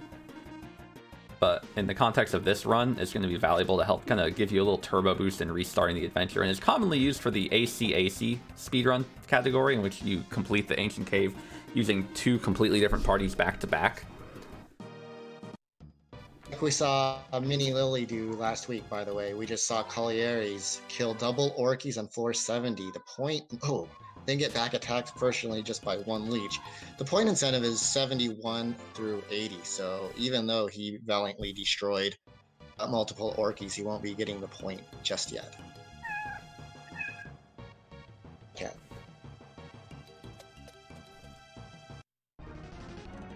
Now, unfortunately, there aren't a lot more points that Traviktox can earn.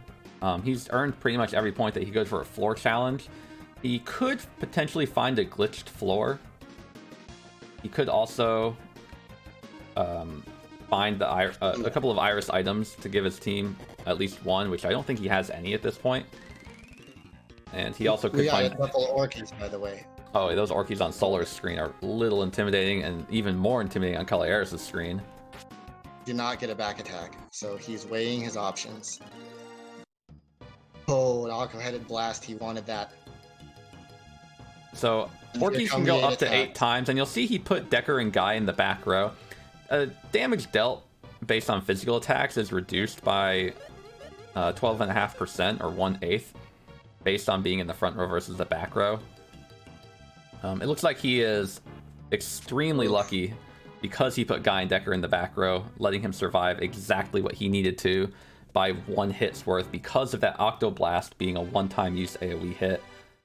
How many hit points did Guy have? 27 he has right now. Man.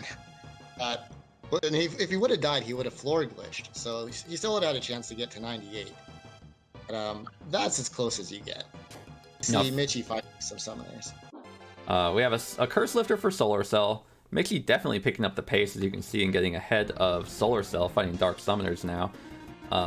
The big things that we've got going on here now are that Kauliarys could have floor glitched his way through, and what that means is you die on the stairs and you proceed downward, losing all of your items, all of your levels, everything, but you do keep your position in the cave, and it lets you just get a little further. We have Michie, who's on pace to be the second one into the Jelly, although I don't quite know if he has a kill. And Solar Cell and Kauliarys duking it out for that 3rd and 4th timing thing. Nice Fury Ring point for Traviktox, being one of the lady-only rings that he has available, giving his team yet another point. Just became the high scorer in the tournament.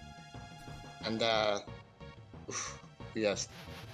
Michie fighting some leeches. And the other team has a lot of points on the board, potentially too.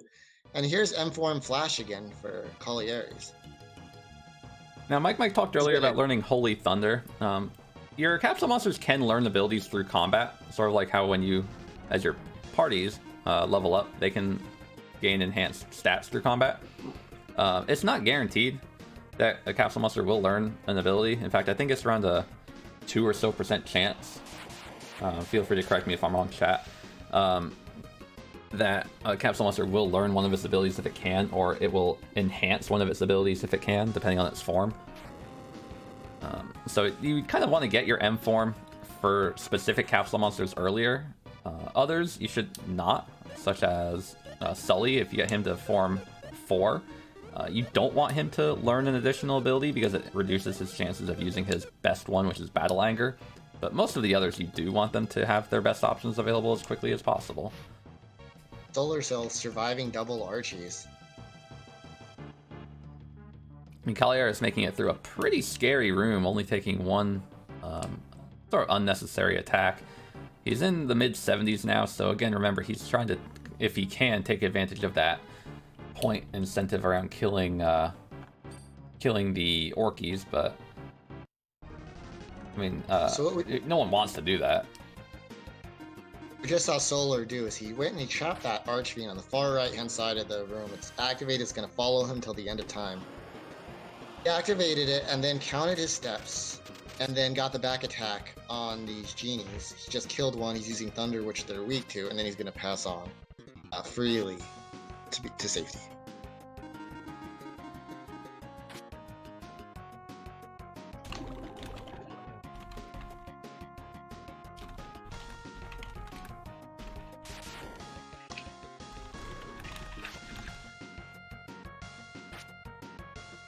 The point to be the first team to defeat the jelly should be marked here momentarily.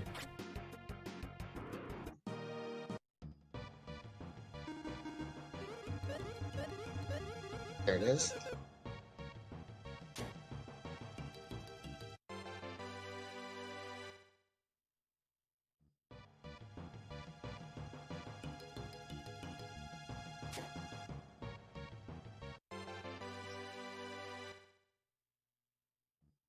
They've still got a lot of a thrill. We have about 30 minutes, and for a marathon, while Traviktox did get his kill in an incredible pace, we don't have a lot to worry about here in terms of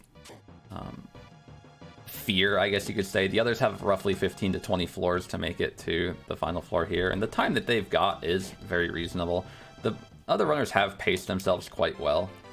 Solar Cell, Michie, and Kauliarys definitely do deserve applause for making it this far, given the challenges that they've had to overcome.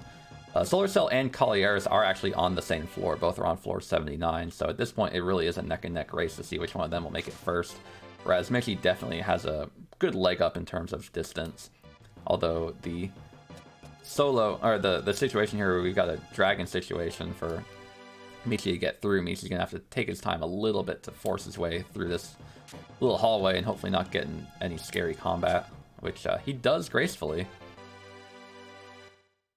Yeah, it's incredibly impressive that everyone's still alive and this deep into the run. Especially, I mean, the cave itself is a punishing run. The Ellison has created an incredibly punishing set of challenges. I mean, we see runners going against the stun lock chance of Sirens. They're fighting Orkies. They might stay another round to fight Blue Mimics. They might try to fight all the genies in the 80s. They're fighting Dark Summoners, which you always stay far away from when you can help it. And despite this, they're scoring a very high number of points. Everyone's still alive. Yeah, we do have a lot of points earned across the board, other than the bonus incentive points, which feature only Michie dealing with that blue mimic one, and the others being collect iris items, encounter a glitched floor, or, oh, actually there's another point that I see Traviktox going through, which he's about to earn, hopefully. There is an incentive point for defeating the jelly, exiting the cave, raiding the treasure room, and providencing out again, or basically completing Providence % after you've already beaten the cave, which explains why Traviktox is running as quickly as he is as just a solo Solar Runner avoiding combat as much as he can. The Providence does appear from floors 21 onward, and ideally he's going to find it pretty soon, zip himself out and find another point. This being a party room means that he may not be able to fight his way through it, given his levels are pretty low right now. But he may still... he does have some blue chest items on Maxim, and he does have death options for the stairs, which allow him to glitch his way through, or not necessarily glitch, but exploit his way through with just enough EXP to make it so that way his team can plow through. Having that Dark Mirror and Sky Sword on hand give him a lot of bulk on Maxim, not to mention any of the rocks that he's got, like the Twist Jewels and such, for agility to help ensure his runaway chances.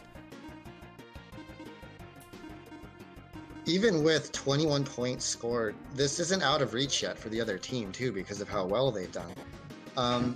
Consider how many points are on the table should they find some Decker Blades for killing the Jelly, and the points they haven't earned yet, like they both can get Dark Summoner points. At least one of them should still be able to get the Orky point. The Providence points are still waiting. This is still doable. Traviktox Providence is out for that last bonus point, by the way. I mean, it gives 22 points to Team Traviktox Kauliarys. This is a pretty substantial lead for Solar Cell Michie to overcome. I'm not saying it's not going to happen, though. Michie getting dangerously close to the Jelly means that we've got a couple more points on the table for him if he can secure a Jelly kill, or Providence out and do some of those things that Traviktox has just done. Not killing the Jelly is unfortunate, but it does limit that Providence challenge point that he's got. It does let him do things like earn the Providence party swap point, though, as well as re-enter and have more opportunities for the uncursed curse items challenge for just opening a bunch of chests in the earlier floors and finding fatal picks, deadly rods, deadly swords, and a curse lifter.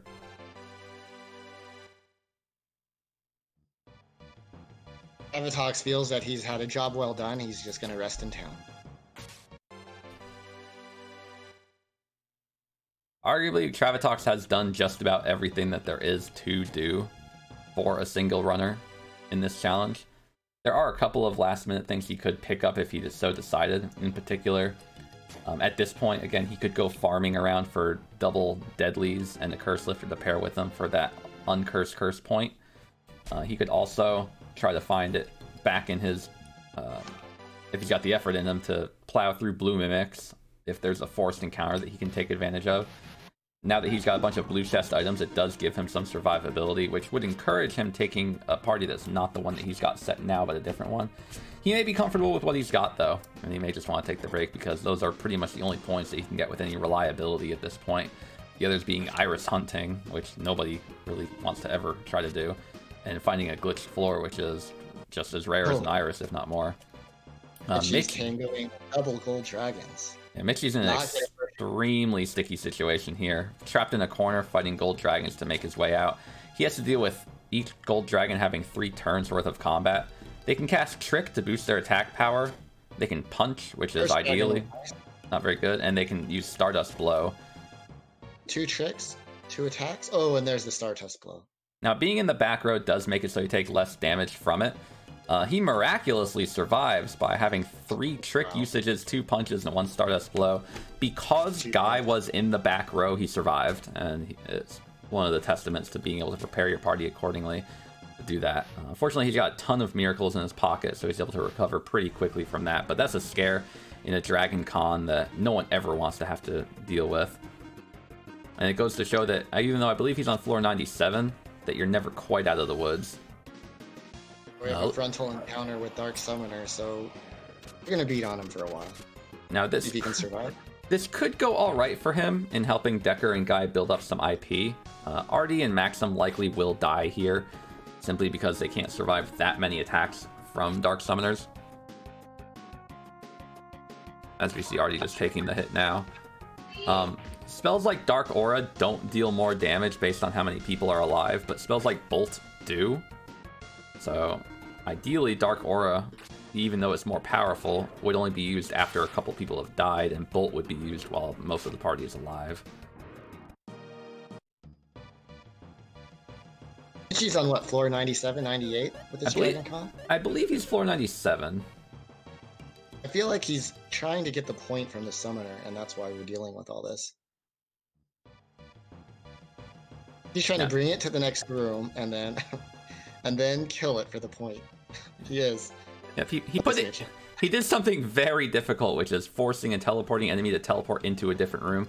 Now he got it out of there, so it's one less thing to have to deal with while navigating around dragons, and it's a strategic move that he did there and getting it to somewhere safe. He still has to deal with trying to find his way through this room, I believe, to get to the stairs, which I think are in the bottom left corner, and it doesn't look like there's any other way to get to it. Now that I look, he already has a Dark Summoner point. He just, instead of killing them, just backed them out and now has less things to deal with as he goes through the 20 dragons in his face. So he's going to have to commit at some point here. Unfortunately, there are a few bushes in the way. When there's an encounter with only one gold dragon in it, you can do a few things to get around them. You can use a Terror Ball item, which is a 50% chance of killing. You can use a deadly weapon, which is the 80% chance. Those are only available to max summon Artie. You can use a smoke ball to guarantee the run. I wouldn't poo-poo 50% deadly. It's not that terrible. It is an option. Okay, and he survives that one.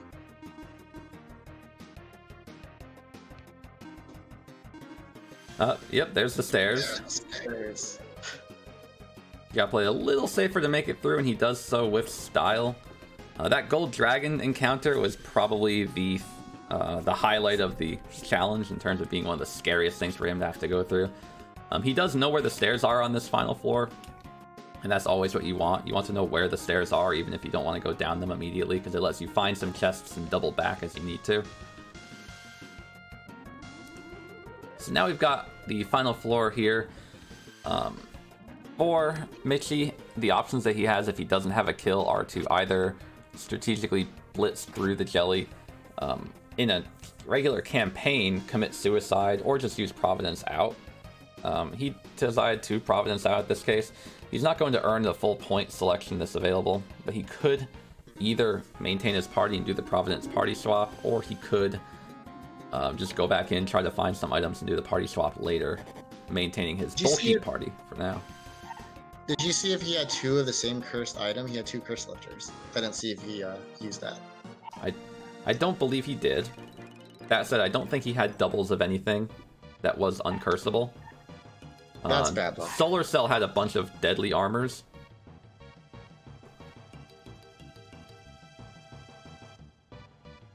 Okay, so he didn't Providence and swap his party, but he looks like he's probably going for a ring if he didn't get that one. Let's see.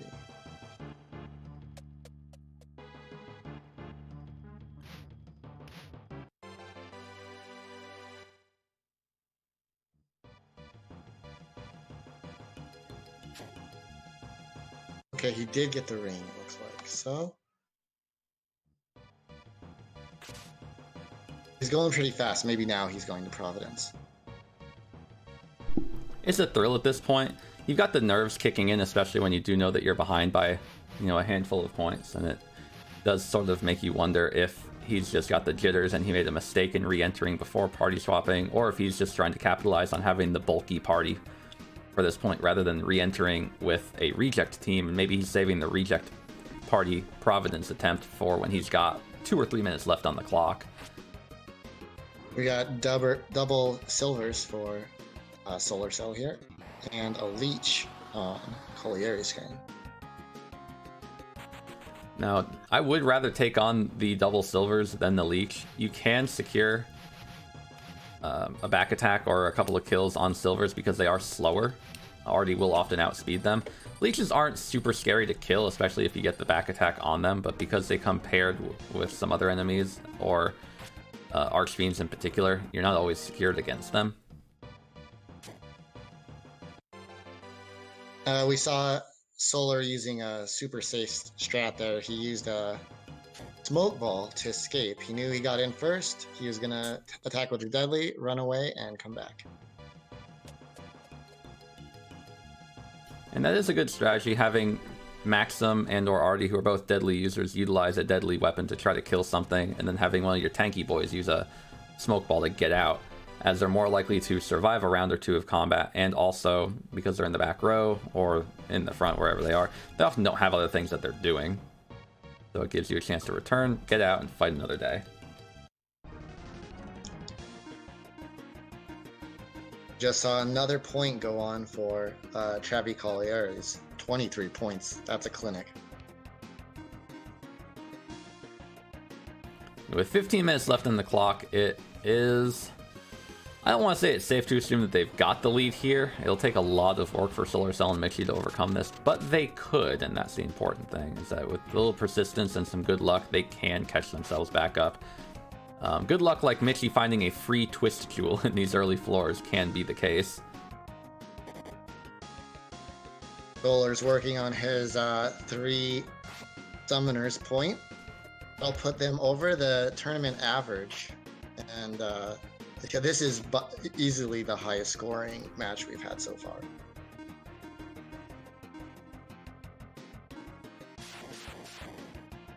In fact, they both might tie or exceed the high score that we had in day 1.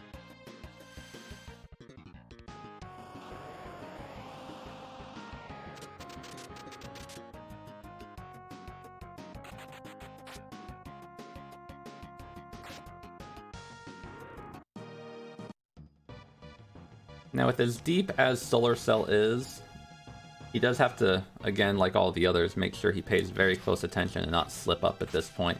Just making it to the final floor is a challenge in itself, and if you're new to the cave scene and you haven't run it before, you want to try this out, or you've played the game a while ago and you're just a little rusty and you want to pick it up and try again, never feel bad about making it to the ancient cave, making it through, and not being able to kill the jelly on your first go. It is pretty unlikely that you're going to have all the knowledge to make it through, as well as the stuff that you need to get the kill, even if you're an incredibly high level. And for newcomers, I would support the idea of playing through with 100% in mind, where you avoid strategic combat against killer things like blue mimics and ninjas, but otherwise you kill stuff for safety EXP if you find you're able to, open as many chests as you can for the additional survivability that you would need, finding more potions, MP recovery items, spells, and whatnot, and just taking your time and getting to the jelly. Don't worry about speedrunning. Eventually, if you do decide to pursue a future in speedrunning the Ancient Cave, you can find a lot of tips in our Ancient Cave Discord to go through things. The runners in the community are very often going to hop into your stream if you are streaming and give you some advice if you have questions, and we can let you know what equipment is useful for other things, like killing specific enemies, or utilizing against a jelly, or using it now versus later. There's a lot of strategy that goes into making it through here. This isn't like a Super Metroid game where having those killer reflexes and muscle memory are the key factors to doing well. This is definitely a game where having strong knowledge and being able to think quickly are going to be the stronger elements in terms of being able to get you through points. And again, that is to show why the Jelly Jam competition. Oh, very close. He's also close with only Decker alive to showcasing maybe our first death today. Let's see what comes first.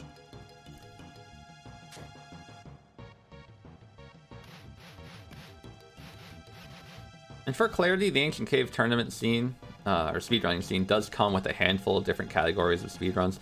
Not only are there stock any percent runs in which you'll come through with basically the parties that you've seen today, minus the capsule monster that's currently selected. You'll see speedruns in the Iris percent category, which are few and far between because of how long they are. The AC category, which is 2 back-to-back runs using a more diverse party setup across both runs, or reject runs, which feature using only the suboptimal party. The other events that we have too also include the Fatal Blowout event, which is a tournament much like what we're seeing here today, only it's much more geared towards making it to the jelly quickly and kind of doing what Traviktox did, where you just kind of blitz your way through, picking up some things along the way which happen to earn points rather than doing things specifically to earn points, like finding specific blue chest items or finding a handful of Iris items, pretty much. Most of the points in that case come from killing the jelly in a variety of ways, like 2-turning the jelly versus 3-turning, which is incredibly difficult, or killing the jelly with no rocks, but any other specific setups or something. Not using a Decker Blade. Yeah, Michie's about to showcase a type of run in Ancient Cave called Providence Percent, where he's going to try to get a Providence within the next super fast. He has 10 minutes, I believe. Larthentos Mitch is doing the team switch right now. The other thing about that Fatal Blood tournament is that is a one-player event where it will be a group of 4 players all duking it out with no team communication whatsoever. Excellent engage ring for Solar Cell, by the way. When he Providences, he can use that point. He just can't just yet, so that's pretty cool. Yeah, the engage ring is for Salon only. The point for finding a ring and equipping it does mean that he wouldn't be able to have his current party use it, but again, if he blitzes through the rest of the cave, gets out, gets Salon in his party, and equips the ring, then he earns that point. He's currently going for the Dark Summoner point, which involves killing 3 of them, or 3 plus of them in a single round of combat. They're pretty tanky, they're resistant to neutral element, so it does help to have a variety of equipment on that's elemental of some kind, but they're weak to Holy, which means that you can blitz through, and they only got about 550 HP, which means they're not super tanky. They can call for scary backup, like in this case, oh god, he just found double leeches. So he may have a situation where he's going to get the heck out of here and try to find a different encounter. This is pretty much the worst possible situation that he's got. Because if the double leeches... he can take out 1 in 1 cast, but they're going to get 4 attacks off before he can do anything. Here comes the open with Ice Valve. You'll see how much damage they do. The jelly here.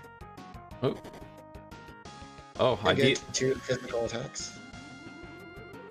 And he lucks out and gets a full turn against them. Normally what you'd want to do in a situation like this, which I commend Solar for giving us a heck of a show, is take advantage of the fact that Artie or Maxim can go ahead of, well, the rest of the other party and utilize a heal command. So having 1 use of champion on the party would have been very useful. That said, again, we do enjoy a show, and Solar is one to entertain for the people, so he definitely gave us a thrill here for that point, and he's going to earn it. It's a full IP build too, and yeah, he wanted to get, he could have just ran away, but then he'd lose the chance at the point. So there goes some of the IP, but still, that was great. Solar Cell's showing that not only does he not get defeated by blue mimics, but he can go toe to toe with leeches too.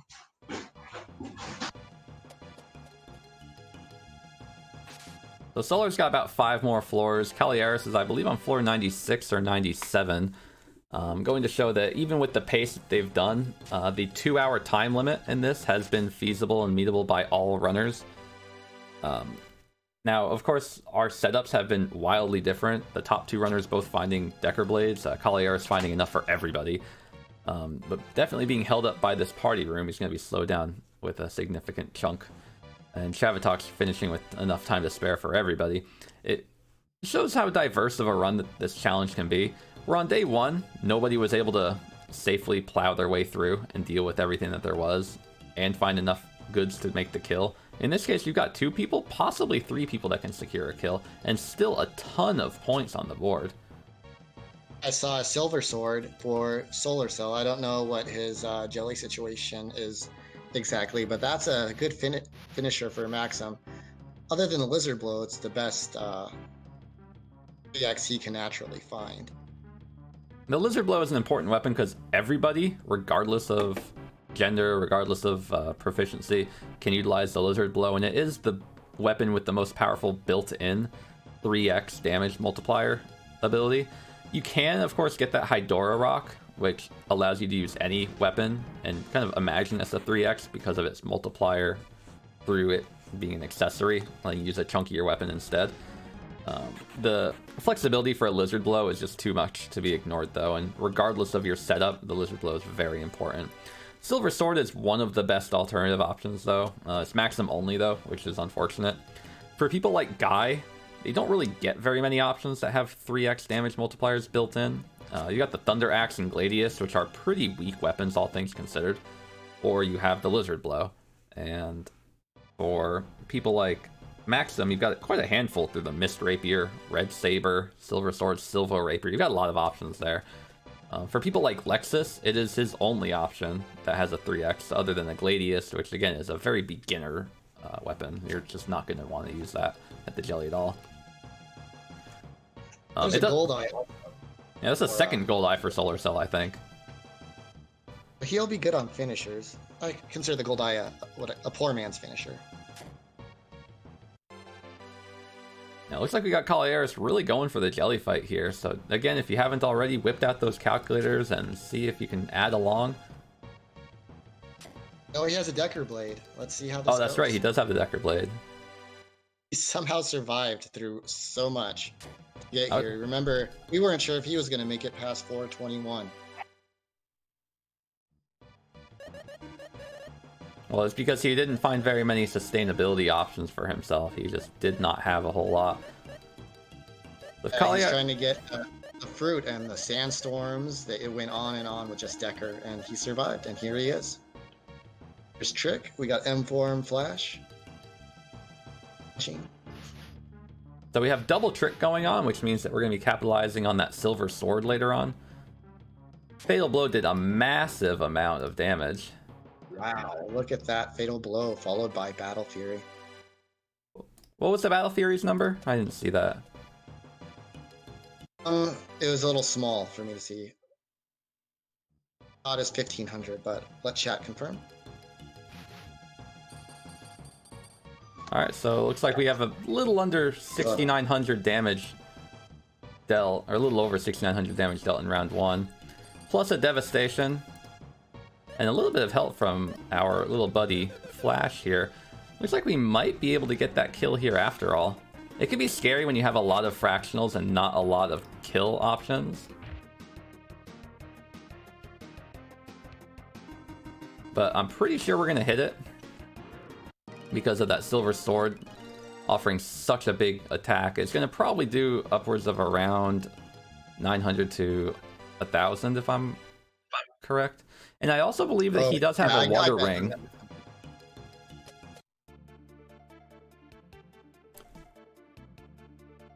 So big damage from Dragon. A huge finish with 954. There's our second kill of the day from Kauliarys. Wow.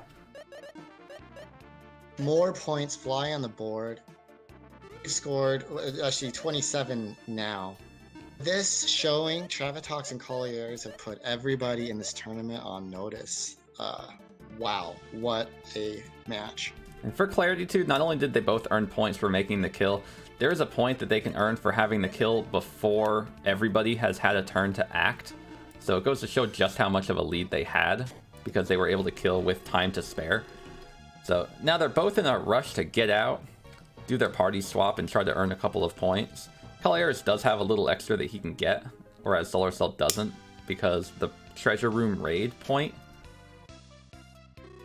is the one that we're able to see here. So we're going to see a party swap and then a Treasure Room Raid. That's double points. And then we're only going to see possibly one. There we go, for Solar Cell being the Providence party swap point from earlier on. If Michie can get that Providence in the next couple of minutes, they'll have 19 points. That would have beat every single team in day 1. And maybe for the whole... There it is, 19 points. That would have beat everyone in day 1. And maybe everyone else in the tournament. I know how they feel, though. Last year, I went up against Traviktox, Kauliarys. Scored a very high total with Yojimbo, my partner. And were defeated. So, feels bad. But thanks, Michie, for subbing. And strong showing by the champions, too.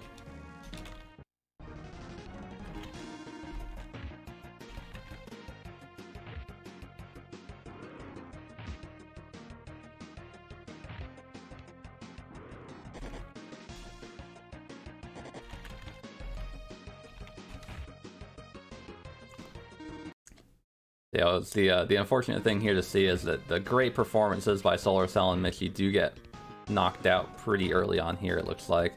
They've done a fabulous job, and with a minute left in the clock for everybody, they do all deserve recognition from the chat here. They've done a fabulous job. They've made it to the jelly. All 4 runners making it to the jelly at all is a pretty darn big deal, especially given last week we had 8 runners with only, I believe, 2 people who even made it, nonetheless weren't prepared for it.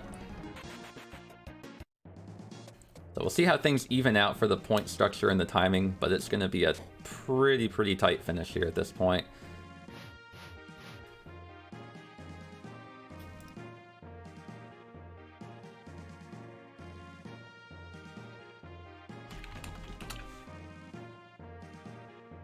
As time expires, GG to Traviktox and Kauliarys, and great showing, Michie and Solar Cell. Absolutely phenomenal run. Next we have Squealer and Decker BRD. Everybody knows Squealer's been running the cave for a long time, as well as Decker BRD. They'll be going up against myself and the magnanimous Mike. Yep. Definitely consider giving the current runners a follow on Twitch. Give them a little bit of support. Shout out some GGs. Do whatever you can, and if you want to, again, join the AC Discord community, in which you can congratulate them there in a much more conversational fashion. And you can keep track of our events as we go through more of these on the side. The other side of the coin is that we've got Mike, who's taking his leave from commentary now to go ahead and get ready for the next round, but if I believe we'll be having Michie join us in commentary so we can get a little bit of a play-by-play coming up. So that said, we'll go ahead and put a close to round 1. Mark Traviktox, Kauliarys as the winners, and proceed to move on to round